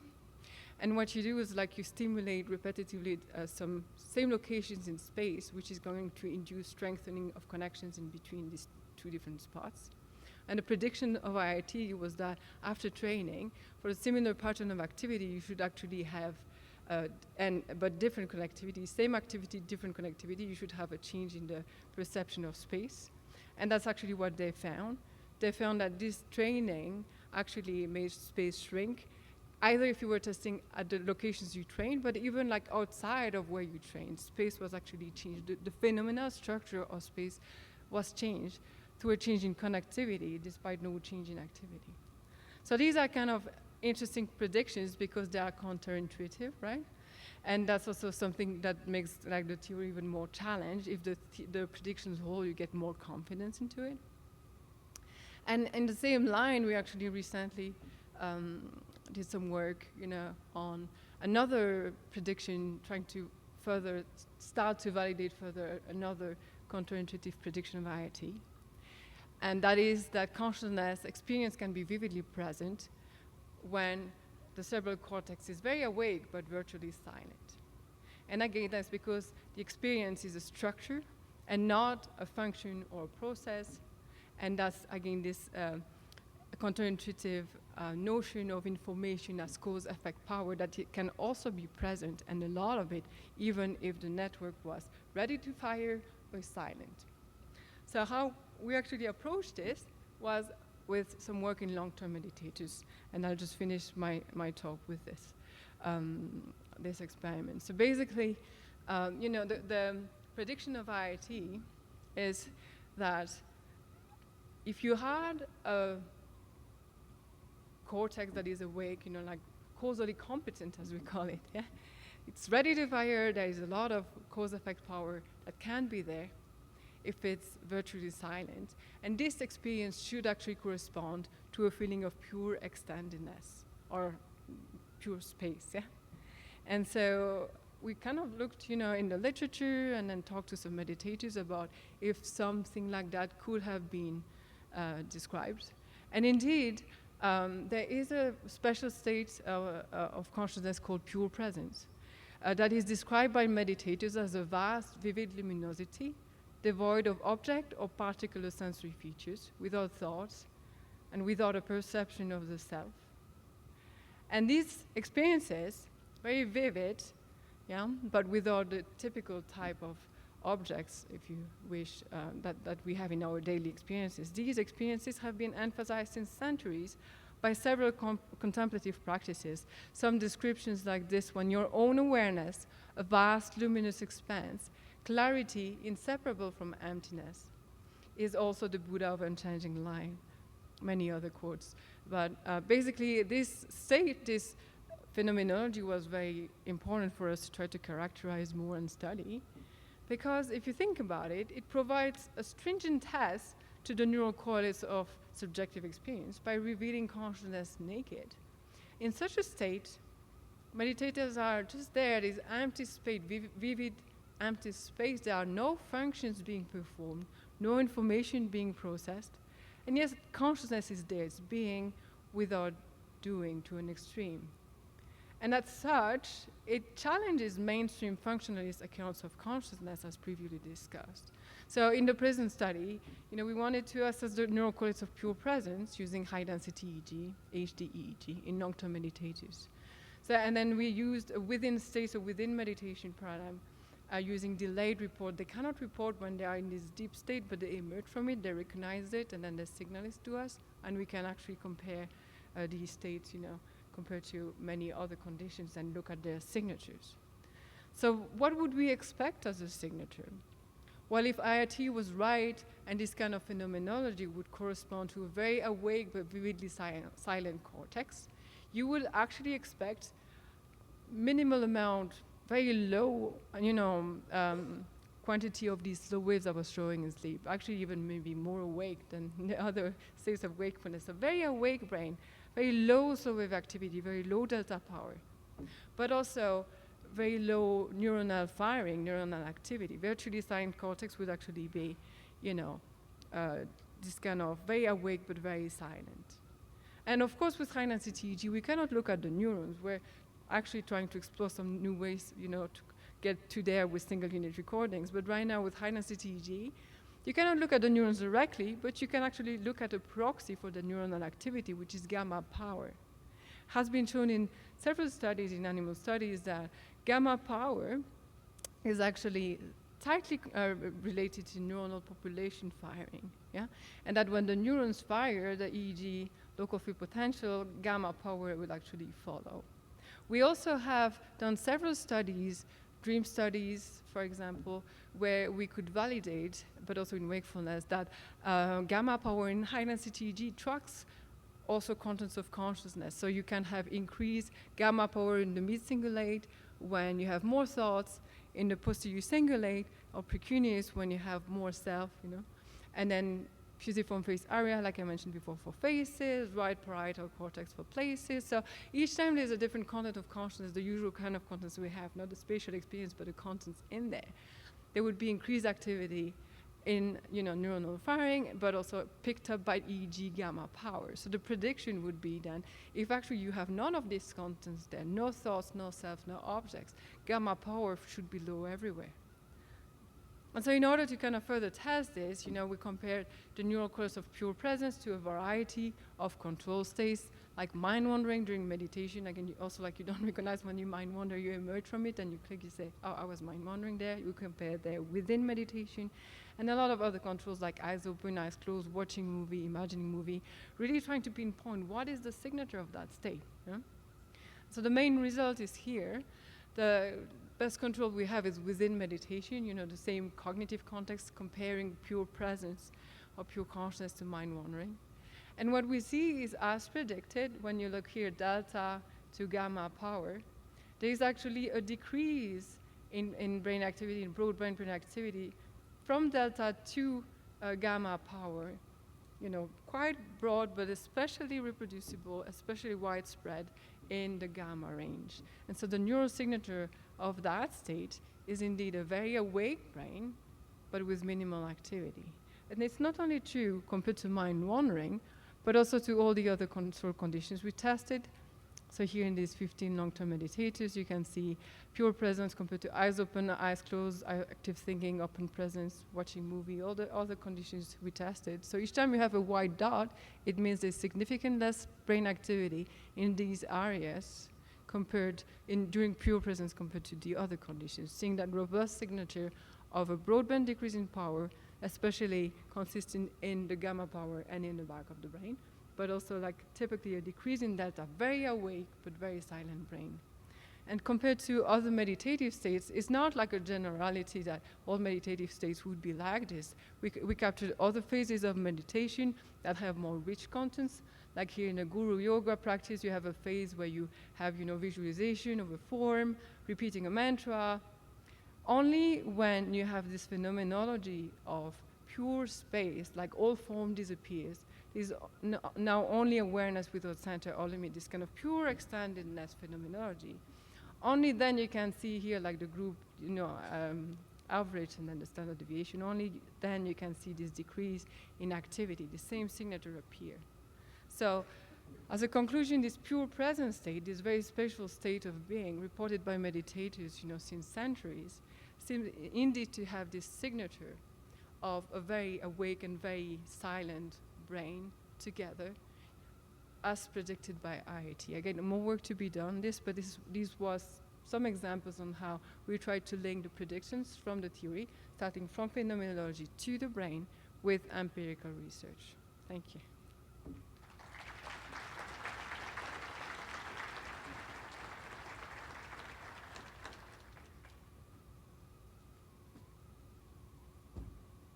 Good evening. I know it's getting late. I'll try to be short. I'm Christof Koch. I'm a neuroscientist at the Allen Institute, a meritorious investigator, and I'm also the chief scientist at the Tiny Blue Dot Foundation that helps partially support this wonderful conference that Stu has been organizing since 1994. And like Giulio, I was also there 30 years ago at this momentous event. All right. I'm going to talk about an application of IIT as well as an implication of IIT. So the first is testing for consciousness. How do you know that anyone is home? And the other one is what does IIT have to say about the possibility of computer consciousness? So just as a disclosure, I hold an executive position and have a financial interest in this company, Intrinsic Powers, a company indeed whose purpose is to develop a device that can be used in the clinic to test for the presence of consciousness. All right, so if let's say I walk out of here and either I have a cardiac arrest or I have a cerebral hemorrhage or I run into a car, then I go to the ICU, and if after they put me on a ventilator and after 2 or 3 or 4 or 5 days I'm unresponsive, I'm cleanly awake, the patient either may have no eye openings, then they're in a coma, or it may be occasionally they may have eye opening, but you ask them, or somebody asks them, Christof, can you move your eyes? Can you say something? Can you move your finger? Can you respond in any meaningful way? And some significant set, roughly 1 million per year. So it's non-trivial. Many of you will have had an experience like that of a loved one. you cannot communicate with them. And the assumption is these are either in coma or so-called vegetative state that is now called behavioral unresponsive patient. These patients aren't home. There's no one home. They're simply not conscious. Now, what is little known, despite the widespread use of EEG, that's been around roughly for almost 100 years now, is that the EEG in these patients is not a reliable biomarker of consciousness. Yes, a carefully trained scientist or technician can detect sleep and different phases of sleep and wakefulness in normal subjects, neurotypical subjects, but given the extreme heterogeneity of the different pathologies that brains can suffer from, there isn't a reliable biomarker for consciousness yet, such as EEG. So as I said, there's roughly 1 million patients. A variety of techniques, such as the one that Melanie was involved with, that, for example, put some subset of these patients into a magnet and then ask them, imagine playing tennis. We know through such experiments like that, 15 to 20% of these patients are what's now called covertly conscious. So behaviorally, and this, remember, for a clinician or in a clinic, consciousness is tested behaviorally. That's the only way it's tested. So if you don't behave because either you can't hear or you can't see or you don't have the cognitive resources anymore to respond properly because of the damage, then you're considered unconscious, right? The other rather disconcerting thing, particularly in this country, is that 80%, 75 to 80% of these people, all right, life-critical support, the ventilator, is removed after 3 to 5 to 6 days. So the clinical team, together with the family, discusses, is this what your loved one would have wanted, if they don't respond, and then in 80% of these patients, they pull out and the patient dies. Although that probably means that there are tens of thousands of patients who die, but who are still conscious. All right, so many years ago already, more than 20 years ago, IIT, in particular Giulio Tononi, together with, at the time, a postdoc of his, Marcello Massimini, who's since many years now a neuroscientist and a neurologist at the University of Milan, came up with this idea that a prediction from an earlier version of integrated information theory that's still at the heart of IIT 4.0 is this, you need both integration and differentiation. And so you look at the substrate, believed to be the cortical thalamic system, the substrate has to be both integrated and differentiated, as it is in a normal brain like our brain now, whether we are awake or whether we are asleep but having a dream. Dream is another conscious state. But there can be conditions, for example, in a coma, where you have very localized, or in some trauma due to a traumatic brain injury, where you just have local islands that are left. There's sort of local activity, but there isn't any global activity, so that there's no integration. Or you can have integration, like as Giulio mentioned, you can have a brain in a status epilepticus that's sort of seizing for a long time, but there is no differentiation. And so you really want this measure, you want a combination, this sweet spot where you maximize the differentiation and integration. And the idea is now, can we measure that? Given this, you heard some of the vast complexities that IIT suggests is in the, or shows is in the cause-effect structure. Right now, this is beyond our computational ability to evaluate. So one way is to simplify, to use a simple technique to try to estimate the complexity of the brain of this particular patient in a particular, in his or her state, and try to evaluate, does it have high complexity or low complexity? And that's essentially what this technique does. The metric is called PCI, Perturbational Complexity Index.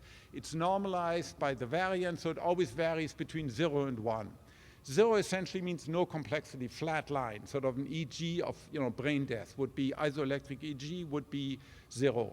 One means max every location in the brain, in cortex is independent of every other. This never really happens in a real brain, but that would be a PCI of 1. So everything is going to occur between 0 and 1. So here, this is a technique that they wrote about 20 years ago. Here, I'm sort of volunteering to test where I'm truly conscious according to the theory. It's always good to test these theories on yourself.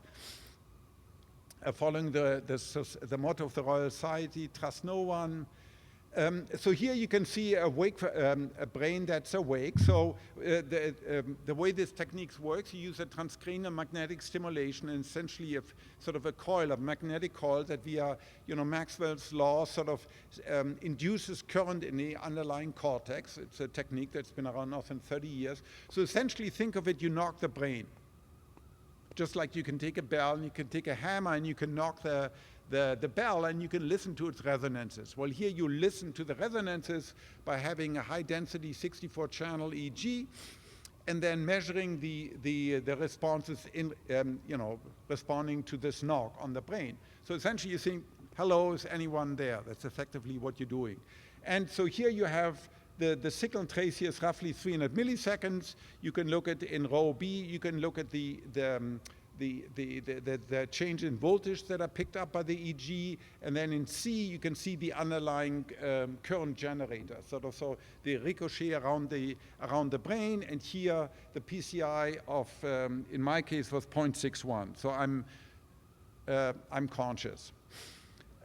Here his technique is being applied to in a volunteer in deep sleep. Here the initial response is actually bigger, because in deep sleep you do have these causal, and the causal interaction breaks down, but you have these very regular sort of wave that crisscross the brain, so you can see that you get this big response, but it's much abbreviated, and the PCI is typically 0.2, 0.25, something like that. Now, so it turns out, this is quite remarkable, because this was unexpected. So here, in this particular paper, Casarotto et al. Published in the Annals of Neurology, there are roughly 200 some subjects. So here they're healthy subjects, or brain injured, sort of controlled, people that have various lesions, but that are clearly conscious. And you can, for example, go moving from the left to the right. Here you can first see volunteers that are in deep sleep, non-REM sleep, where if you wake them up, you do this test, or you wake them up when they have this particular EEG signature, and you ask, did anything go through your mind, just the previous, the previous instant, and they'll tell you no. So the PCI is always below 0.31. Then this was done in volunteers. They got anesthetized with either midazolam, xenon, or propofol. They are, and they, as you would hope they would be, they're not conscious. Their PCI is always below this threshold, 0.31. So this is the same threshold across subject, and this is not group. You can see these are individual subjects. For each subject, you try it 3 times, and you take the upper value to give the subject the benefit of the doubt. Then there is, during REM sleep, when people do have experience, PCI is above 0.31 because they're conscious, or an ketamine, which is not really at these doses an anesthetic, it's a dissociative, right? People have these floating feelings, they're dissociative, so they're conscious. Then during wakefulness, of course, the PCI is above 0.31. Locked-in state, where people are conscious. In fact, sometimes they can sort of move their eyes or can crane their neck a little bit. And then various other controls, neurological patients that were conscious but had various pathologies, including emerging minimal conscious state. So these people who previously had been in a vegetative state but now have emerged and have begun to signal, let's say, using their eyes. Here now, this is where sort of the rubber of consciousness hits the road of the clinic in this metaphor, right?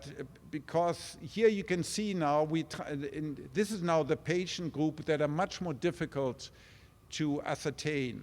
So moving from left to right, you have people minimum conscious plus, so they have some ability in response to verbal command on occasion to move their eyes or something.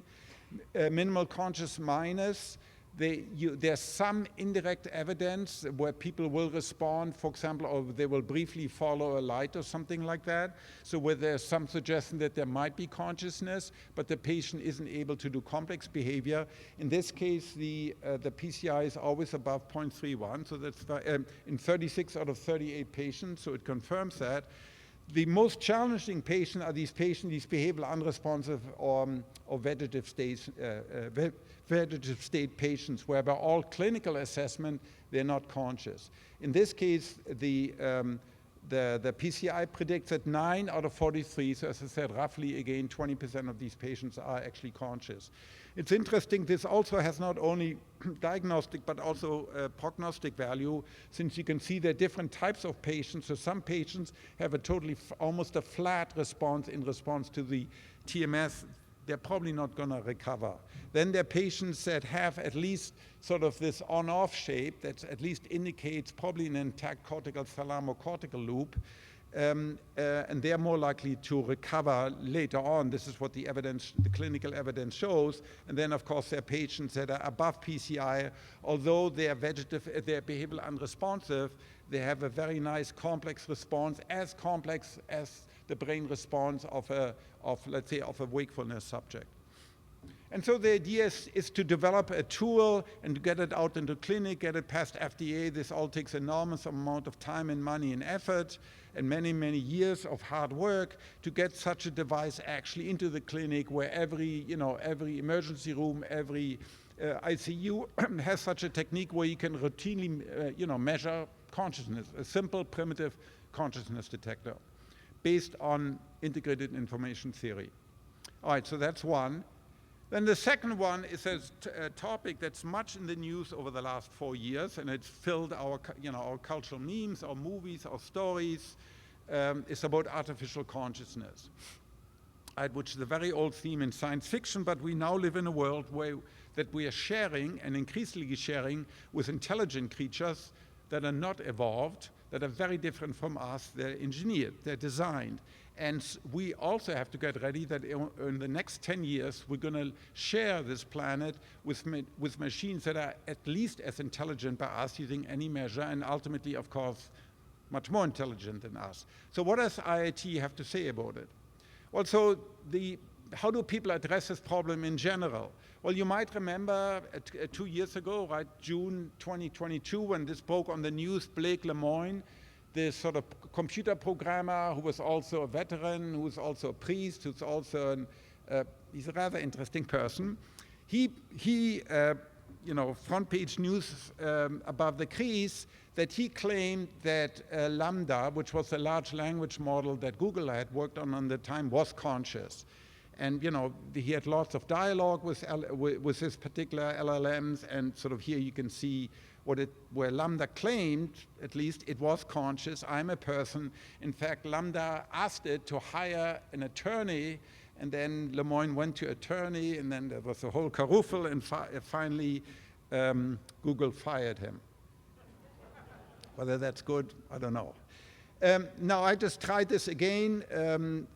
I asked ChatGPT 4.0, are you conscious? Now, in the meantime, corporations have learned that people are very concerned about consciousness in artificial creatures. So what they do now, they put guardrails on it. And it's really very good. You can ask it very indirectly, and it figures out that it has been taught to deny anything about consciousness, as here explicitly. And you can try to game it. It's really pretty good. It'll give you an answer like this. Now, in neither of these cases is this really and terribly useful, because the second one is now the guardrails that corporations, for all sorts of reasons, have put on so people don't get scared. And the former one doesn't tell you anything except that these machines are very, very good at aping human language by essentially, like vampires, feeding on the collective artistic output of all of humanity in all of its books, right? So that doesn't really tell you are they conscious or not. It's just that they've ingested all this amount and they can regurgitate in very intelligent ways. Right? So and you need sort of a more theoretical approach. Well, so the standard approach, we've talked already, Giulio's mentioned, is called functionalism. And this is the dominant one in Anglo-Saxon philosophy department, although it's becoming less dominant now, and of course throughout big tech. And most of the theories that sort of at least global neural workspace, recurrent processing, higher order thought theories, and attentional schema theories are really based on what's called Turing functionalism or computational functionalism. All right, and now some people make this very clear and very explicit, which I think is progress. So essentially, if you can replicate the function of consciousness, whatever they may be, one or more, then you got a machine that is conscious. Of course it would be like that. What else is there? Since we stop believing in spooky stuff like souls, once you replicate the function of a human brain, then everything associated with that, including consciousness, comes for free. That's at least the claim. And so, of course, by that measure, LLMs either are already conscious or very soon will be conscious.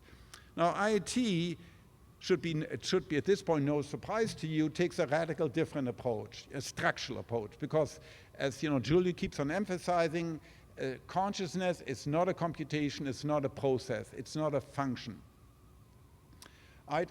So what I'm going to try to show you in 5 minutes, I promise 5 minutes and I'm done, is to try to apply. So the idea is the following: we have, and this is really the work I should mention of Billy, of Graham Findlay and William Marshall.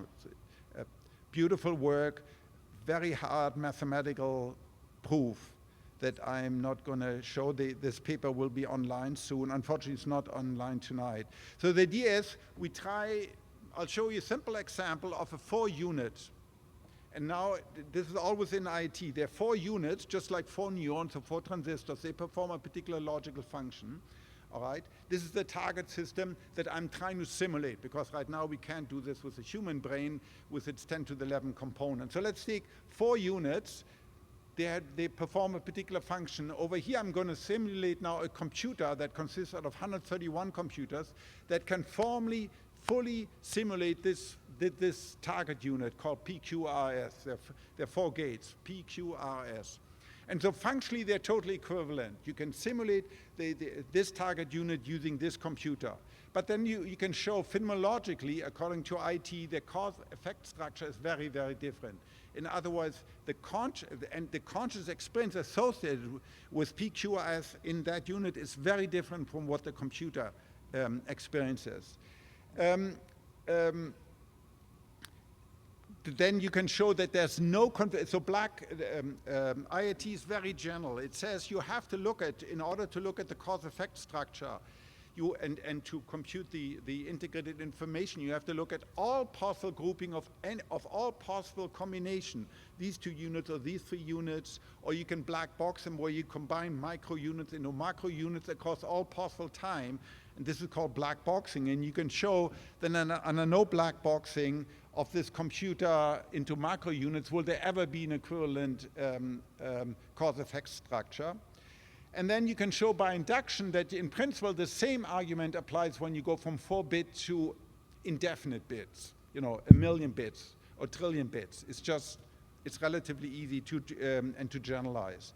And so you can show in this way, in a rigorous way within IoT, this of course assumes that IoT is the correct description, is a correct theory of consciousness, that you can show rigorously within IoT digital computers as currently conceived. This sort of follows something close to a von Neumann architecture, that digital computers, like they are in the cloud, like the ones that the LLMs are actually executed on, will never be conscious. They can surely do soon everything that we can do, but they can't be what we are, conscious. Now, it's interesting to speculate then, even within IoT, what about neuromorphic computers and what about quantum computers? All right, so the way this proceeds is this proof particular, so you have a simple system there, consists out of 4 logical gates, PQRS. They're just binary and Boolean gates. They have a particular logic. White is on, black is off. and the way this, this particular notation works, when the letter is written in lowercase, it's on, it's off, it's 0. When it's an uppercase letter, it's on 1. And so this thing has a particular transition probability. Again, IIT is very explicit in its assumption. It says the causal structure of a system is fully and completely described by its transition probability matrix, which says here's a list of all possible states the system could be in. Here it's 4 gates, so that 2 to the 4, 16 particular states, and this is its transition. This happens to be deterministic because it's easier to deal with computationally, but it could also be probably probabilistic. So that's what IT needs. It needs and only needs the TPM. Nothing else is needed. Also, to compute all the causal power of all these units is always just with the transition probability. So it's something, again, very concrete. It's an operational measure. It's not some airy-fairy stuff. It's something, the most concrete there is. It's causal power, the ability to change, to be an agent of change. All right. And then, you can look at the truth table, when you're in these one of these 16 states there, like this one, 0, 1, 0, 1. And then, if you at time t, then it does one iteration times t plus 1. And from t plus 1, you can show actually it circles around. I think at period 9, it goes back to its original state. Okay, a perfectly simple sort of cellular automata.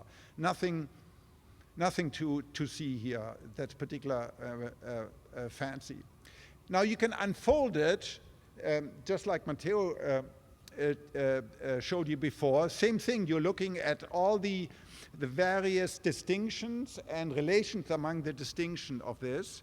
And one thing, by the way, that it's sort of difficult to get your head around is even a simple state, even a simple automata like this with 4 units has 13 distinction, both first order as well as higher order. First order meaning 1 unit, involving 1 unit, distinction meaning a second order 2 units, or third order 3 units, and has 8,000 relations.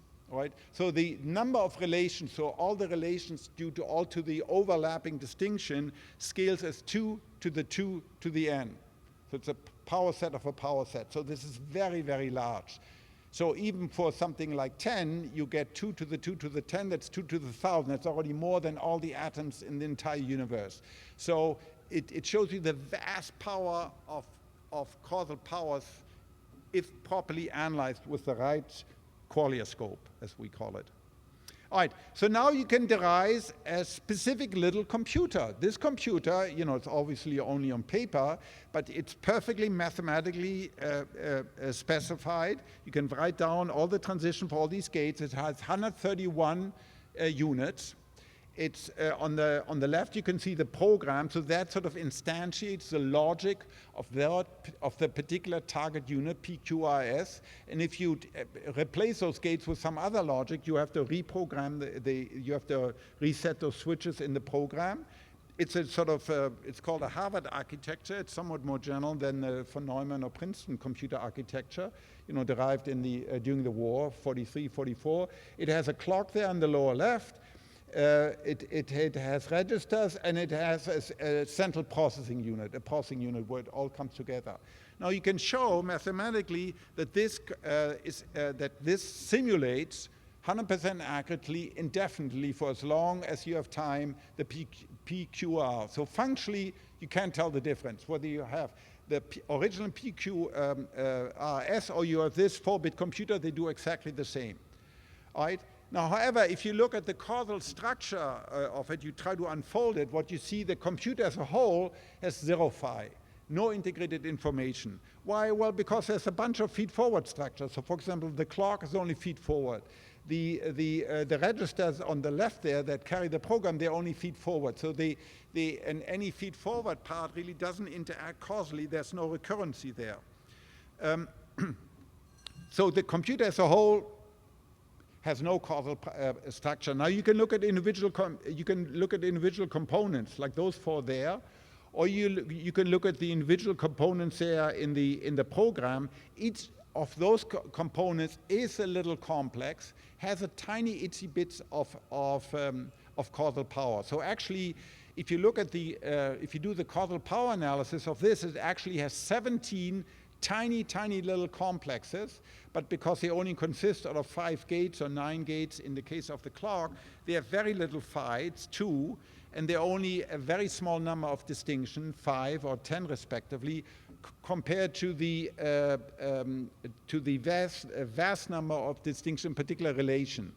So on the upper right, you can see the unfolded cause-effect power. Of course, it's only in 3-dimensional space of the original unit, and on the lower left, you can see these tiny little sort of ontological dust.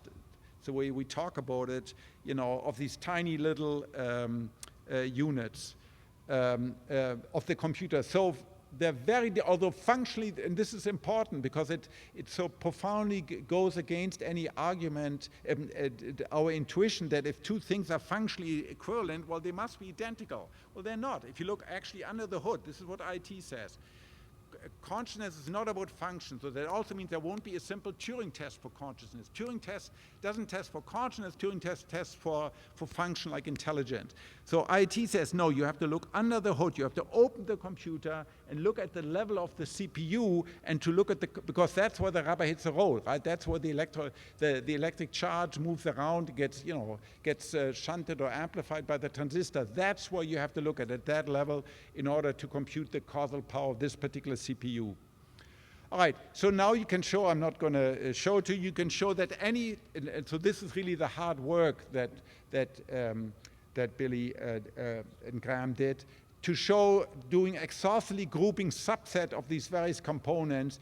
Under no condition can this computer ever replicate the causal power of the original highly integrated system, right? That 4-unit has, everyone talks to everyone else, including self-connections. That's a lot of connectivity. You can also show it, they're not only different, they also dissociate. So in other words, you can, so here on the top row, there are two different little there's this originally on the upper left, PQRS, and then there's another cellular automata, also has 4. These are all 1 bit. WXYZ in a particular state 1101 that happens to instantiate Steve Wolfram's rule 110.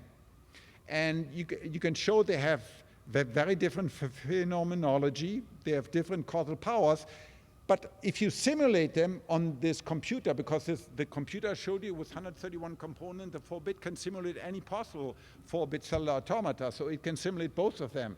They're basically functionally equivalent, although they instantiate very different systems. So it means that you're not only, so let's say if you, well, okay, let me come to that. And the last thing, you can generalize this by induction to an n-bit computer, because the way this computer was constructed, you can construct it for 4 bits, for 6 bits, for 1,000 bits, for 1 billion bits. It just, you need more and more components, and in a precise way. So let's take a supercomputer where you simulate the human brain, let's say, or you run tax software. Right? So in one case, you simulate the vast power of the human brain, and of course, if you do the computer simulation properly, it'll speak. But that's all a deep fake, because at least within IoT, if you actually look at the causal power of the system, it's tiny, it's dust compared to the hyper-astronomical power of human consciousness. But then you can take the same computer on exactly the same processor and run, let's say, tax software, or you can watch your favorite movie on it, streaming, okay? It involves the same hardware, and it'll be the same tiny, puny amount of causal power present in this particular hardware. So computers will not be, at least, as I said, these type of computers, stored program computers with separate memory and processing of the sort that populates our pocket and that make up all the server farms, etc. It's still an open question what happens with neuromorphic hardware when you get sort of computers that work in the style, that don't just simulate, but actually you build them much closer to the way the human brain is built, called analog, well, for instance, using analog VLSI a la Carver-Mead, or quantum computers, where of course you have vast degree of entanglement. So that's stuff for future work. And with that, I thank you for your attention.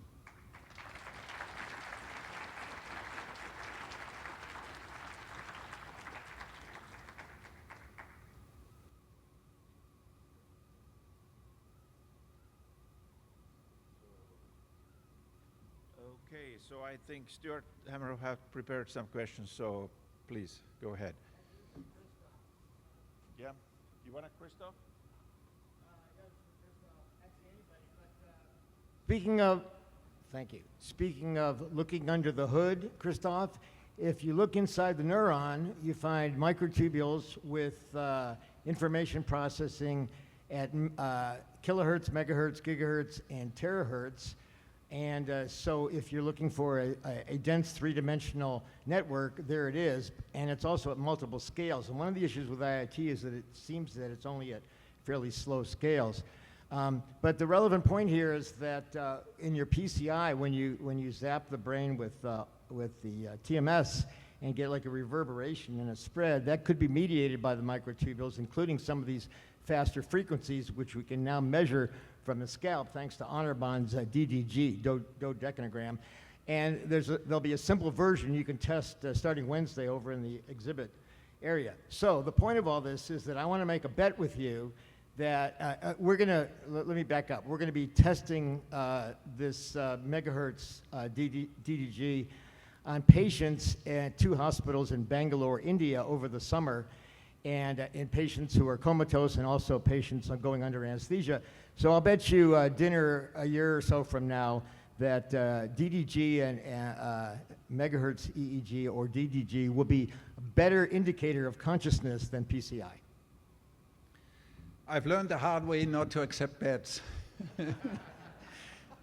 Look, the PCI is a perfectly empirical measurement. It doesn't make any claims whether it's quantum gravity or microtubules or 40 hertz. It's just a practical thing. You knock the brain and you compute this index, right?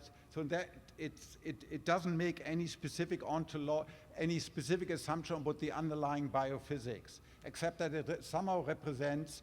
It typically goes to 1,000 hertz, and it accurately detects the absence of presence of consciousness. So in that sense, it's very empirical. It goes to 1,000 hertz? Yeah, I mean, it's typically EG, right? You can measure 1,000 hertz? Well, oh, yeah. Okay, Yes. well, sorry, but we need 1,000,000 hertz, megahertz.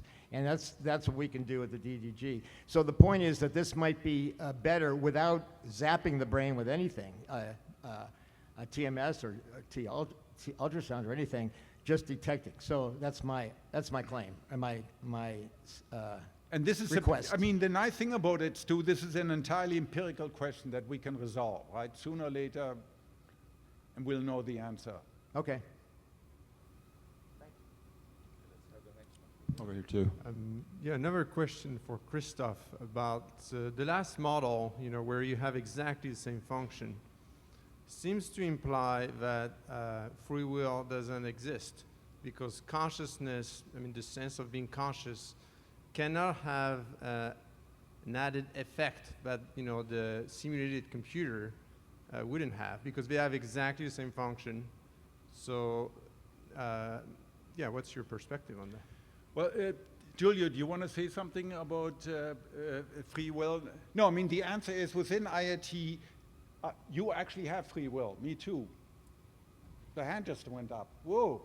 Happens all the time. Every time I want to raise my hand, it actually happens. So yes, you are an agent. You are the only agent in freedom. In fact, I would say computers are never able to do anything voluntary. Everything they do is pre-programmed. You and I are different. So IT takes, in fact, a very strong, if you think about the classical decision, am I going to do A and B? You reflect about it, you think about it, you have some reasons for A and you have some reasons for B, and then you decide. That is a paradigmatic conscious decision, and IIT's, it's not a compatible position, it's not an emergent position. You are in this condition, in this case, when you reflect upon your decision and then consciously do one at the, and not do the other, you have free will. Giulio. I thought we were going to take a break, but we were betrayed by Paavo. And so I suggest the following, because I think people have been super patient, etc.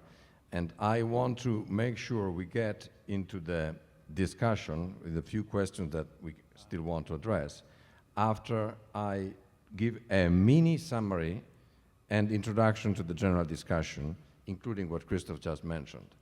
So, just to remind everyone, after all this, which was a bit long and still with no detail whatsoever provided, I started by saying, you know, what you now heard, according to IT, you start from experience, and experience is a structure, and in observational physical terms, that means a structure of cause-effect power. Then Matteo showed you how we are trying programmatically to account for why not only do we have experience and other things don't, some parts of our brain do and others don't, but also why it feels the way it does. And he started explaining why we have space that feels the way it does, body space, visual space, why time flows, although there was no time for that, and then other similar things. Melanie showed you empirical evidence that is largely consistent with IIT, what substrate in the brain are good for consciousness, what are not, like cortex, yes, cerebellum, no, posterior cortex, very good, much of prefrontal cortex, not. And the rest is not that it doesn't matter. It's very important, the rest of the brain. But it's doing things, it's doing functions. It's not being, it's not about you being there. Of course, when you're there, you can do things. In fact, without being there, we do nothing. But it's critical what substrate you have. And she also showed you this very counterintuitive prediction, which is, essentially, no neuroscientist accepts that if you had no activity or minimal activity in a, however, causally competent brain, you can be vividly there, and we tested that in these long-term meditators under the conjecture that pure presence, the state of pure being and no doing, is actually the perfect demonstration of that. It's vividly there, it's great consciousness, but nothing is really going on. And that's a beautiful, very counterintuitive experiment. And then Christof showed you an application, trying from first principles to get at least some traction initially, to evaluate whether patients are there or not, because we still lack a way to measure consciousness which is independent on behavior and responses, and PCI is a first on-road in that. Yes, it was based on a theory, but in the end, does it work, does it not? So far, it works very well.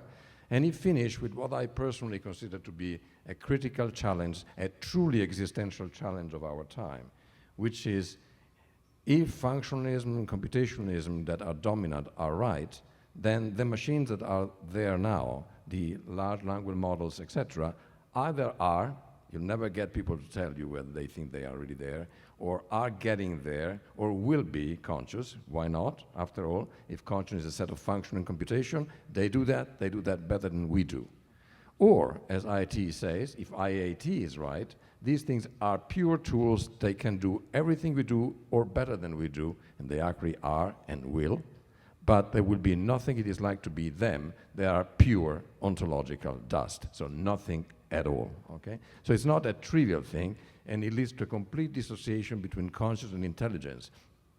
In us, and probably through natural selection, as we showed in some other work, it's likely that consciousness and function go together.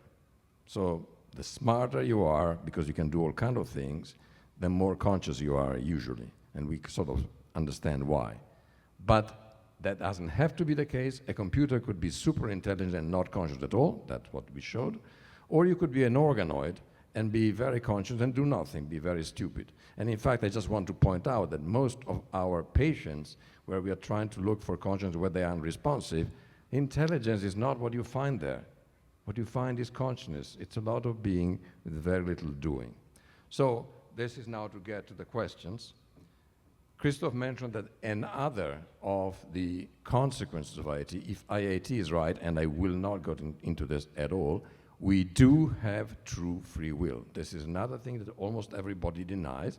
Again, you go into the brain, as Leibniz has pointed out, all you're going to find is the machine runs through the motions. It does what it does. And so how could it possibly be that I'm truly free if, after all, it's what my neurons do, and they do what they do because they are told what to do, but the input they get from other neurons, and that's all there is to it, except for chance, which doesn't buy you any free will. IIT says, no, it's radically different. What exists is you, this giant structure, and not the neurons. Once you exist, they really don't. It's a long story, I won't get into that, but the common sense notion, and the notion espoused by spiritual tradition, that we do have free will, we do have responsibility, we are responsible for who we are and who we become, is actually totally in line with IIT, and I think it can be tested experimentally. So this is what I want to summarize. And then I want to give you just 2 slides of tidbits to lead into the discussion that maybe we use. I will not explain, say anything more than these are key things that follow from IIT. So that phenomenal intrinsic existence is the only true existence. That experience exists and has 5 essential properties, which I told you about. That it is the starting point for everything, ontology, metaphysics, as well as epistemology. That the world is a good conjecture, it's a good inference from within experience. There is something out there, and we can study it objectively, but without consciousness, there would be really nothing. That the physical should be defined, is defined, it cannot be possibly anything but operational. If I do this, I see that, and I get some probabilities, boiling down to a TPM.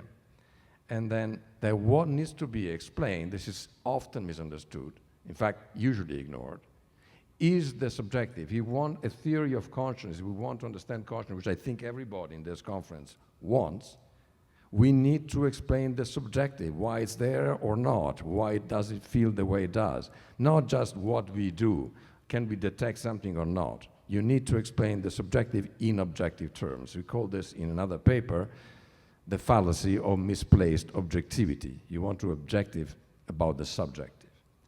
And finally, a very important thing is there is a great divide of being. It's a word that I hope can be remembered between things that exist for themselves, like us when we are conscious, and things that exist for us, like computers, like our body, like parts of our body, like mountains and stars and the sun. They exist for us, but there is nothing it is like to be the sun, beautiful as it is. It's beautiful for us. And so there are intrinsic entities, the ones that exist for themselves, that truly exist, and extrinsic entities. And this great divide of being is truly an existential divide between what truly exists and what does not. There are more tidbits, but I'll be very short. So what we need to explain is not just what the brain does, it is what it is like. IIT says an experience is a structure, specifically a cause-effect structure is not a computation, a process, a code, an activity pattern. That's key, you heard that. You also heard that all quality is structure. I'm giving these tidbits because hopefully they're a little bit easier to remember and then to start from. This is another one I won't discuss much, but the meaning is the feeling. Meaning is completely intrinsic and it's equivalent to what one feels. What feels thoughts too, so the meaning is there. But there is no meaning out there. The meaning is all in our mind, and without that, there is no meaning in the universe. And finally, about free will, only what exists, what truly exists, consciousness, can cause. That's why we have it, and by the way, computers that might act as if they were autonomous are not free at all. And it's a matter, ultimately, of being versus doing. Consciousness is all about being, that then leads to doing, and doing by itself is nothing at all. So I'll leave it at this and invite, with these tidbits, questions for all of us. Thanks so much, appreciate it. And to save some time, I'll just make the point real fast. I think what we'll add to this conversation going forward, and I appreciate the articulation you have, to add to the conversation, this is based upon research with brain dead patients in hospitals, and also the previous comment about presence in the body in the glowing state, that we bring in the concept that the body is also a biological crystal, and that we're communicating skin to skin, okay, and that's another structure, at least parallel to, maybe more fundamental than the nervous system itself, and that rotating and like bringing that down to the umbilical cord and looking at consciousness as a contribution of the reproductive organs also, and like a crystalline light in the umbilical cord. And I say that as a physiologist, I work hands-on with people. And so I think that will advance the conversation going forward. I just thank the audience and thank the organizers. Thank you very much. Thank you. Hello, Christof. Hello, Giulio. It's been about 30 years since I've talked with either one of you. Last time, Giulio, you were working with Jerry Edelman on reentrant connections, and Christof and I were showing that neural noise is actually high bandwidth information. And I'm delighted to see that the general premises which you've been working on are identical to the project I've had since then, really. But there are a couple differences. One is I'm still a physicist, and my parents were physicists, I think that way, so I'm using those laws. The other is that you're understanding consciousness, and I'm trying to explain just what brains do, but in truly algorithmic terms. So you started off algorithmically. You dismissed saying we are going to look at the anatomy and have it tell of our experience. No, you define experience almost as a software engineer would in terms of what the experience is like and how we can know that the important parts are being caught by our experiments and our understanding. So I love the fact that you're putting the definite, specific, tangible, I've forgotten exactly those words. There's one I'd like to add to it. So when you got into what is experience, I would say three-dimensional. Because in my land, for 500 million years ago, ever since a worm turned into a snake by putting all of its processing at one end in a box, brains have been doing three-dimensional body control in a three-dimensional environment using three-dimensional hardware. And so if you can just somehow slide your appreciation of space, which I love, that's perfect, that's what Kant said, that's what I'm saying, my license plate says 3D mind, because once you understand we are doing tomography in our brains, and as I look at all these scintillating sparkles all over, I've got 100 teravoxels in my head at microsecond resolution. That kind of information density is amazing. There are very few physical structures one can imagine which could do that.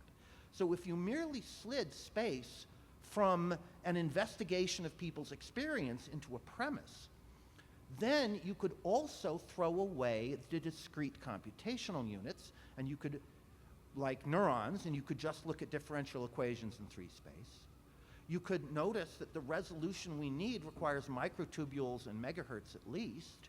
So now we have analog processing using the sensory motor contingencies you're talking about, the cause-effect relations, which are also simplified. They're no longer matrices, they're merely differential equations of force and vibration management inside a spinal column, which also manages metabolism and undulation. So just by moving space into a premise rather than a conclusion, you can apply all of information theory and all of tomography science and actually Can we make it way a bit more. shorter, please? Oh yes, I'm done. I'm saying, would you be interested in including in IIT the idea that reality is, as a premise, three-dimensional and continuous? So I'll make 2 short comments, because again, we cannot really go into any depth tonight, but hopefully it serves as a seed. One comment is space itself. Matteo said it's pervasive. Almost everything we experience is in space, which is, by the way, largely 3D, although there is a big controversy on that. Space itself, pervasive as it is not an axiom. So there are experiences that are not special. There are very few, but they are definitely conceivable. That's why it's not an axiom.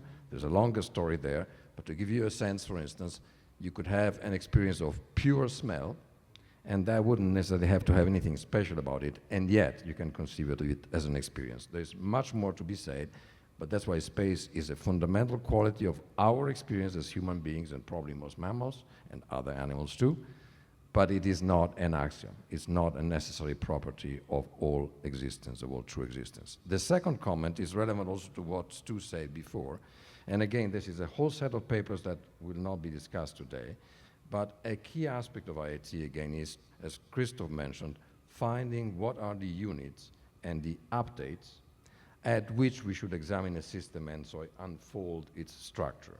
And there again, it's done from first principles.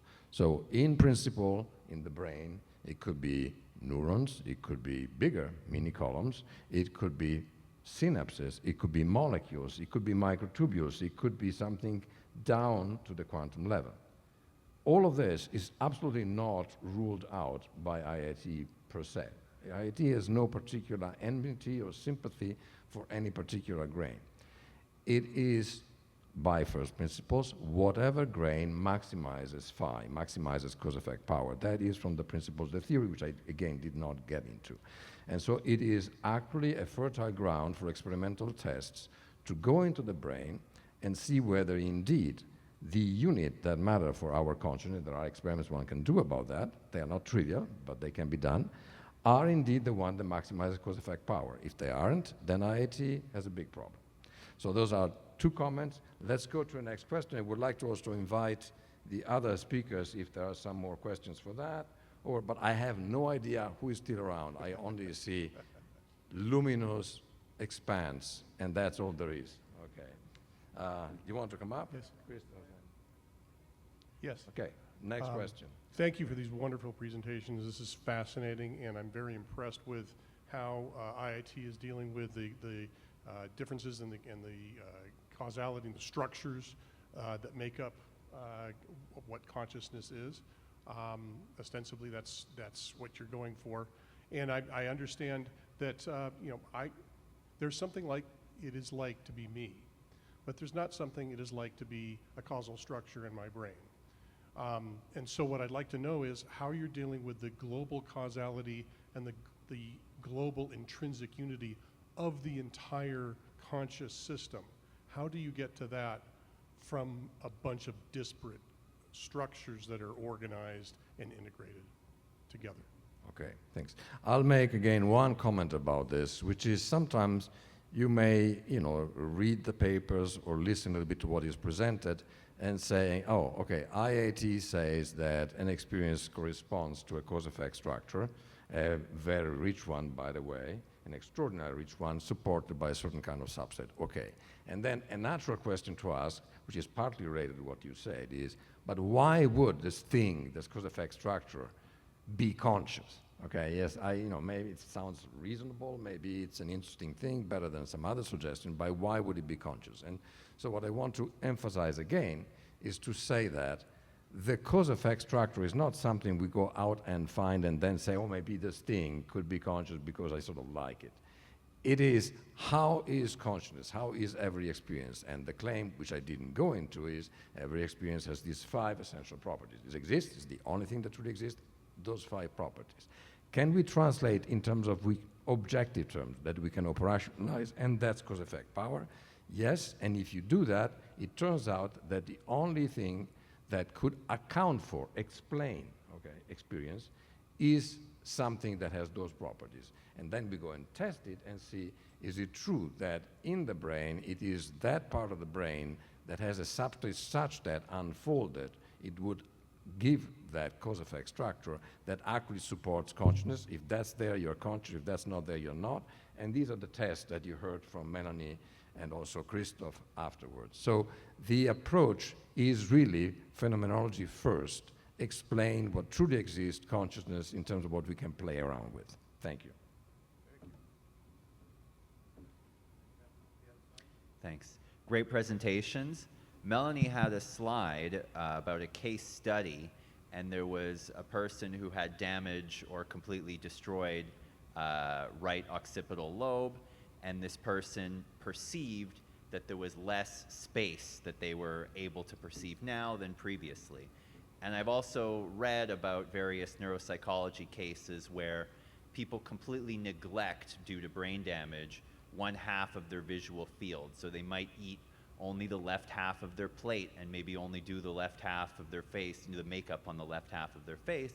So I'm just curious, how could IIT explain, firstly, in the case study of the slide you had, how this person is able to compare their previous state, their previous perception of space versus the current one, when presumably the substrate which allows them to experience the spatial structure has now been destroyed, and how IIT can explain the difference between that person's experience and the other people's experience who don't seem to perceive that they're missing anything. Right, and there you're completely right. I made a lapsus. I said the patient reported less space, but actually the patient, when they have hemianopia, when space shrank, they don't notice it directly, they don't feel any spaces missing. It was actually a missing from my part. The patient reported the size before, the size after. Patients typically, when they are blind, you can see, indirectly they say, oh, it's weird, like your face is deformed or thing, but they don't feel spontaneously. It's like indirectly probed by stimuli or situations. They feel something is, kind of weird, but they don't exactly know what's going on. They don't know what they don't know. There's what's called anosognosia that goes with these lesions. So it was actually a mistake on my part that the patient actually cannot know that the space is different before versus after. But there was a report of a difference in size, okay? But you're right that it was actually not like this. In the patients, typically they don't feel like there is a hole in space neither, right? But they notice, it's actually some literature that comes up now, they notice that they make many more mistakes than they should, they lose confidence even, yeah? Because they just can't really explain what's going on until they actually, some of them understood, say, oh, actually that's because I'm blind on that side and there's some space missing, but I just don't notice it spontaneously. Because what exists is what exists now, but they kind of cognitively know it. And then they learn to look, and then they recover function, but not the space that's, missing. So you're right that actually what happens is really, from the intrinsic perspective, the experience you have right now is the one you have. But given that your brain and your body learn to adapt differently, before, you're gonna notice some problems, you don't understand them well, and there's a whole field of research actually to do about this. About neglect, it's a little more complicated. Typically, it's like right parietal, attentional network lesions, but actually, these patients, sometimes they see, sometimes they don't. It's fluctuating over time. I can tell you more about this, but there's also some evidence that when they are blind, it's not only in these frontal parietal regions there is some deficit, but also in occipital lobe per se. So all can fit together. But you're right that I misspoke, and I'm like, oh, I misspoke, but... No worries, it was a great presentation, great explanation. It was a great question. Thank you. Thank you. Hi. Here. Yeah, thank you for all the presentations. Found it fascinating, and especially looking forward to your work on like analyzing quantum computers and other types of potential structures that could actually harness consciousness or have conscious experiences. But my question is, under this model, how does it model, like, for example, the yogic states of samadhi, where I know you analyzed like this pure conscious state, but then some yogis mention like dropping into this ocean of oneness beyond just their own consciousness. And yeah, I'm curious how that is modeled here. Well, and have you measured anyone that actually went beyond the pure conscious state and went into that? So the study we did was with a very targeted question, where we asked meditators basically to signal to us a particular phenomenology we wanted to characterize, which was, samadhi is not so much used in meditation research right now. I think it's more like these non-dual states, are kind of like some topics that people discuss and try to theorize more. So pure presence is non-dual in the sense that there's no self or there's no separation, with the others neither, right? It's non-dual, but it's not only non-dual, there's also no objects at all, So it's a very particular type of non-dual state that we were after, yeah? There's more research to be done about characterizing these different subtypes of non-dual states in Zen, and actually Dzogchen, they have some more subtypes, We don't have the signatures of these ones yet. We had one meditator, Zen, who had a non-dual state with very rich content, like the world was there, I was there, but there was no separation between the two. And that was basically a lot of activity going on, but much less than other controls in the precuneus posterior medial cortex, yeah? So non-dual and pure presence are not one-to-one in the sense that it's a subtype much more kind of naked, if you wish, yeah, than the other types, but there's much more to be done about that, if that answers your question. Yeah. And I guess the question is, do you relate to it as in like that universal consciousness, more like as an experience that you're relating through your own conscious being, which some people get there through like 5-MeO DMT, or this is actually like an inherent part of reality, like the spiritual teachings of like everything's made of conscious energy, for example? So just briefly, one of the axioms of IT, which is the axiom of exclusion, is a critical axiom, like they all are. It says experience is definite. Definite essentially means it has a border and grain. And so IAT excludes that you could possibly expand to the size of the universe as a conscious being. In fact, it says things like, if I exist, then subsets of me don't, and supersets of me don't. Okay? If I exist, then my neurons cannot possibly also coexist, at least the neurons inside the brain. And there is no way that if I exist, we exist, for instance, as a collective room. Okay? So there is no such thing as universal consciousness according to IAT. There is the individual consciousness, you are boxed into that, and as from the previous very appropriate question, you are so boxed in that even if your space shrinks in two, you don't notice. You think it's all there. You don't realize that. So we are all prisoners of this extraordinarily gigantic structure, but we are inside that, and the only way to expand, this would be a much longer conversation, the borders of that structure is to enrich it inside by learning about, for instance, other people, about the world, and so on. So incorporating the structure inside rather than enlarging yourself and spreading towards the universe. So it's a key thing.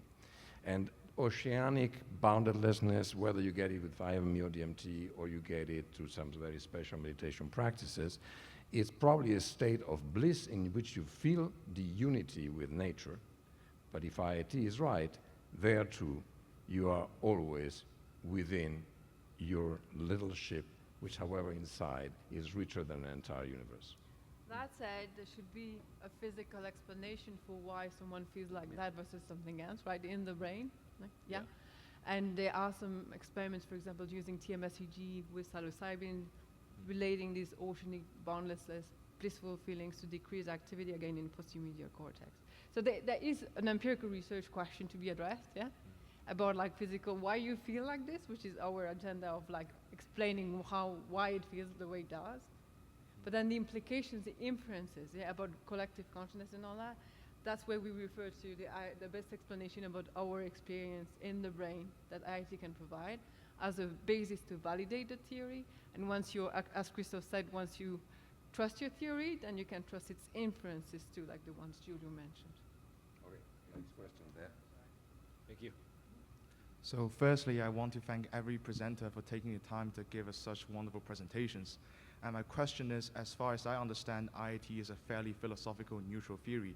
It tries to explain how does the physical brain account for the mental properties of the mind.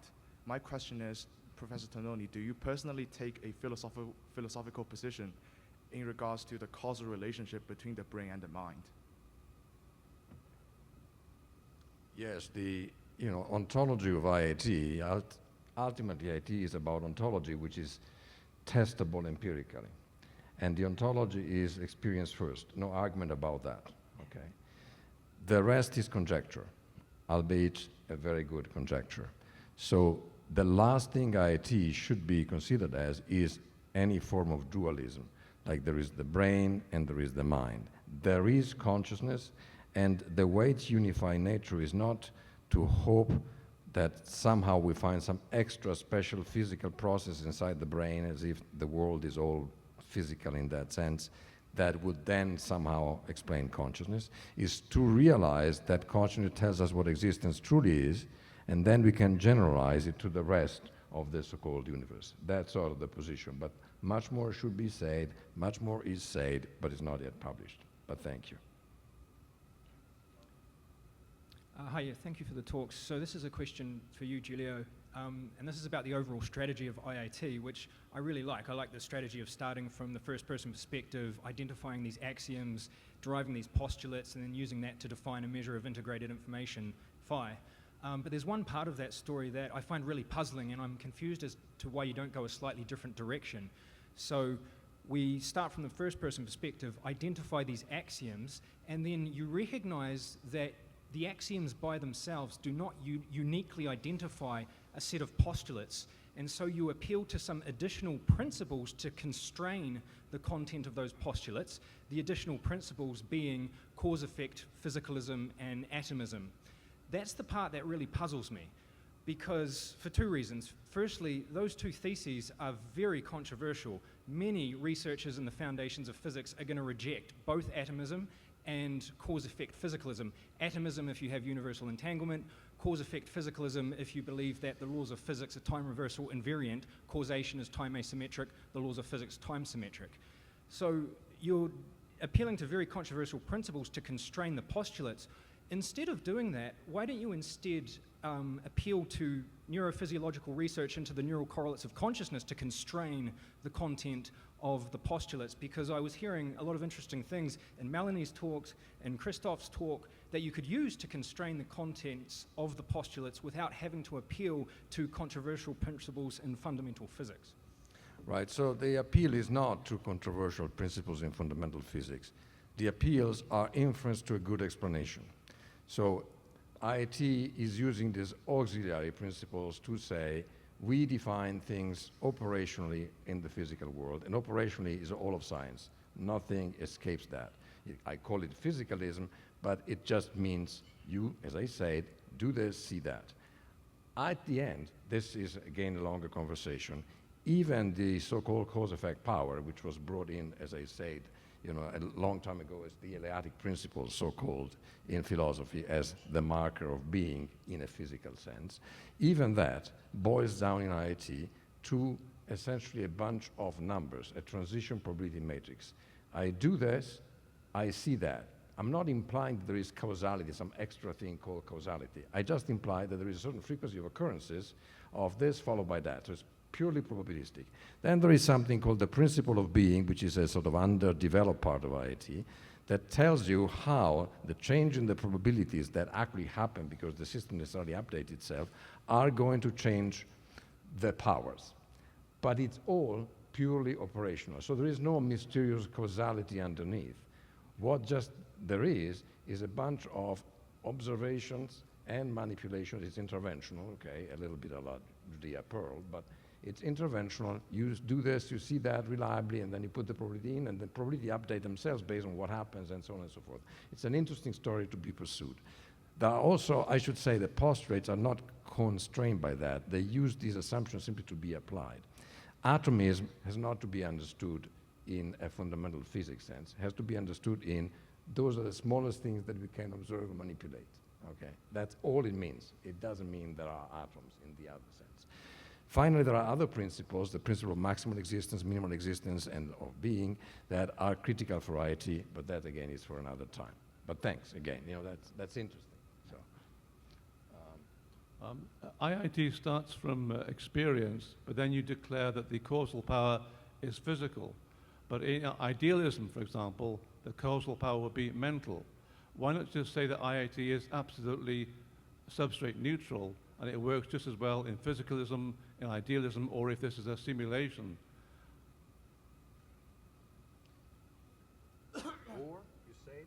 Or if this is a simulation. So IIT seems to be completely substrate neutral. It doesn't care what the substrate is, whether it's physical or mental or a computer.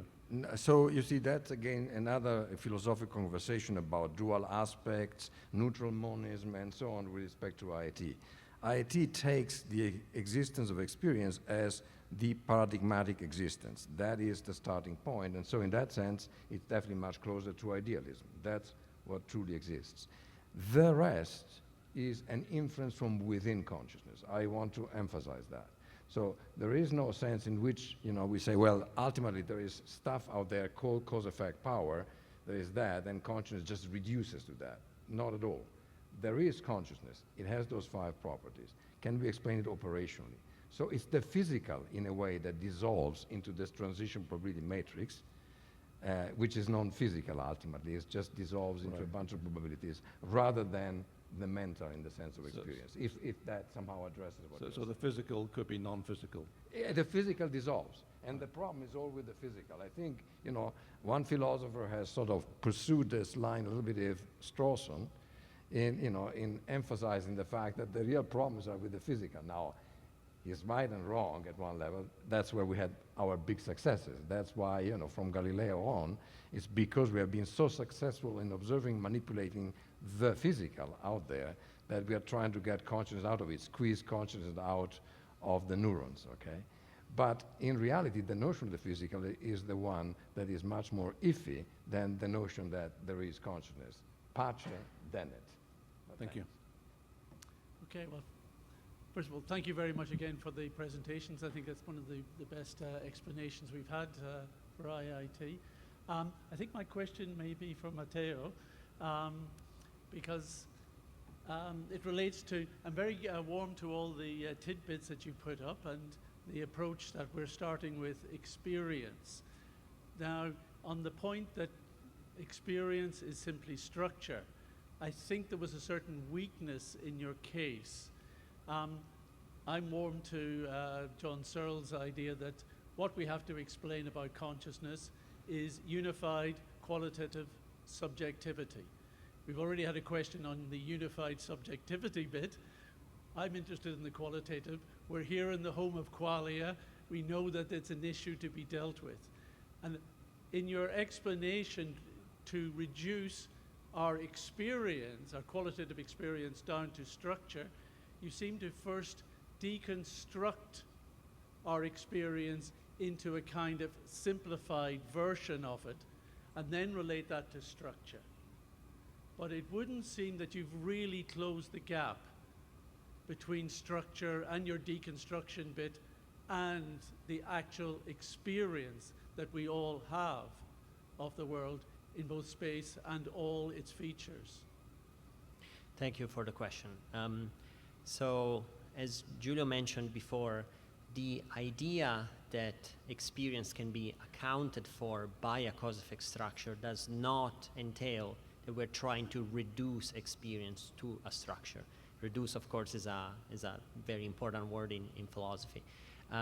So the attempt is to describe the structure of experience, so to start from our own experience and describe its structural properties, and this is something that is really qualitative. I can talk a lot about what it is like to experience space. I can talk a lot about, for instance, the experience, the structure of the experience of my body. I have limbs, I feel they're extended in space, I know where they are. I can talk about the structure of my auditory experience. This is really getting into the quality.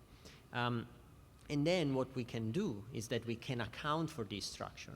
So I really try to stress that space is as qualitative as color and taste and also time. I think it is, of course, I agree with you, space is more introspectable because the experience of space can be described. There are other parts of experience, so for instance, other content such as color, where structure seems to be harder to retrieve.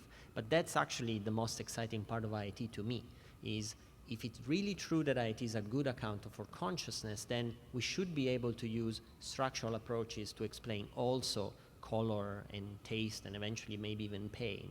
So without reducing the quality to something that is non-qualitative. I hope this clarifies a little bit like the whole attempt. It may just be that there's a little gap in the final connection of format from structure to actual qualia. Well, that's the gap we try to bridge. We really want to show that we can address quality by using an account that is structural, and that's the exciting part about the future. Thanks for the question, though. Very interesting. Okay, so I think we've reached, used our time tonight, and so, I think we had a brilliant beginning for the conference, and let's thank the presenters once more. Thank you very much.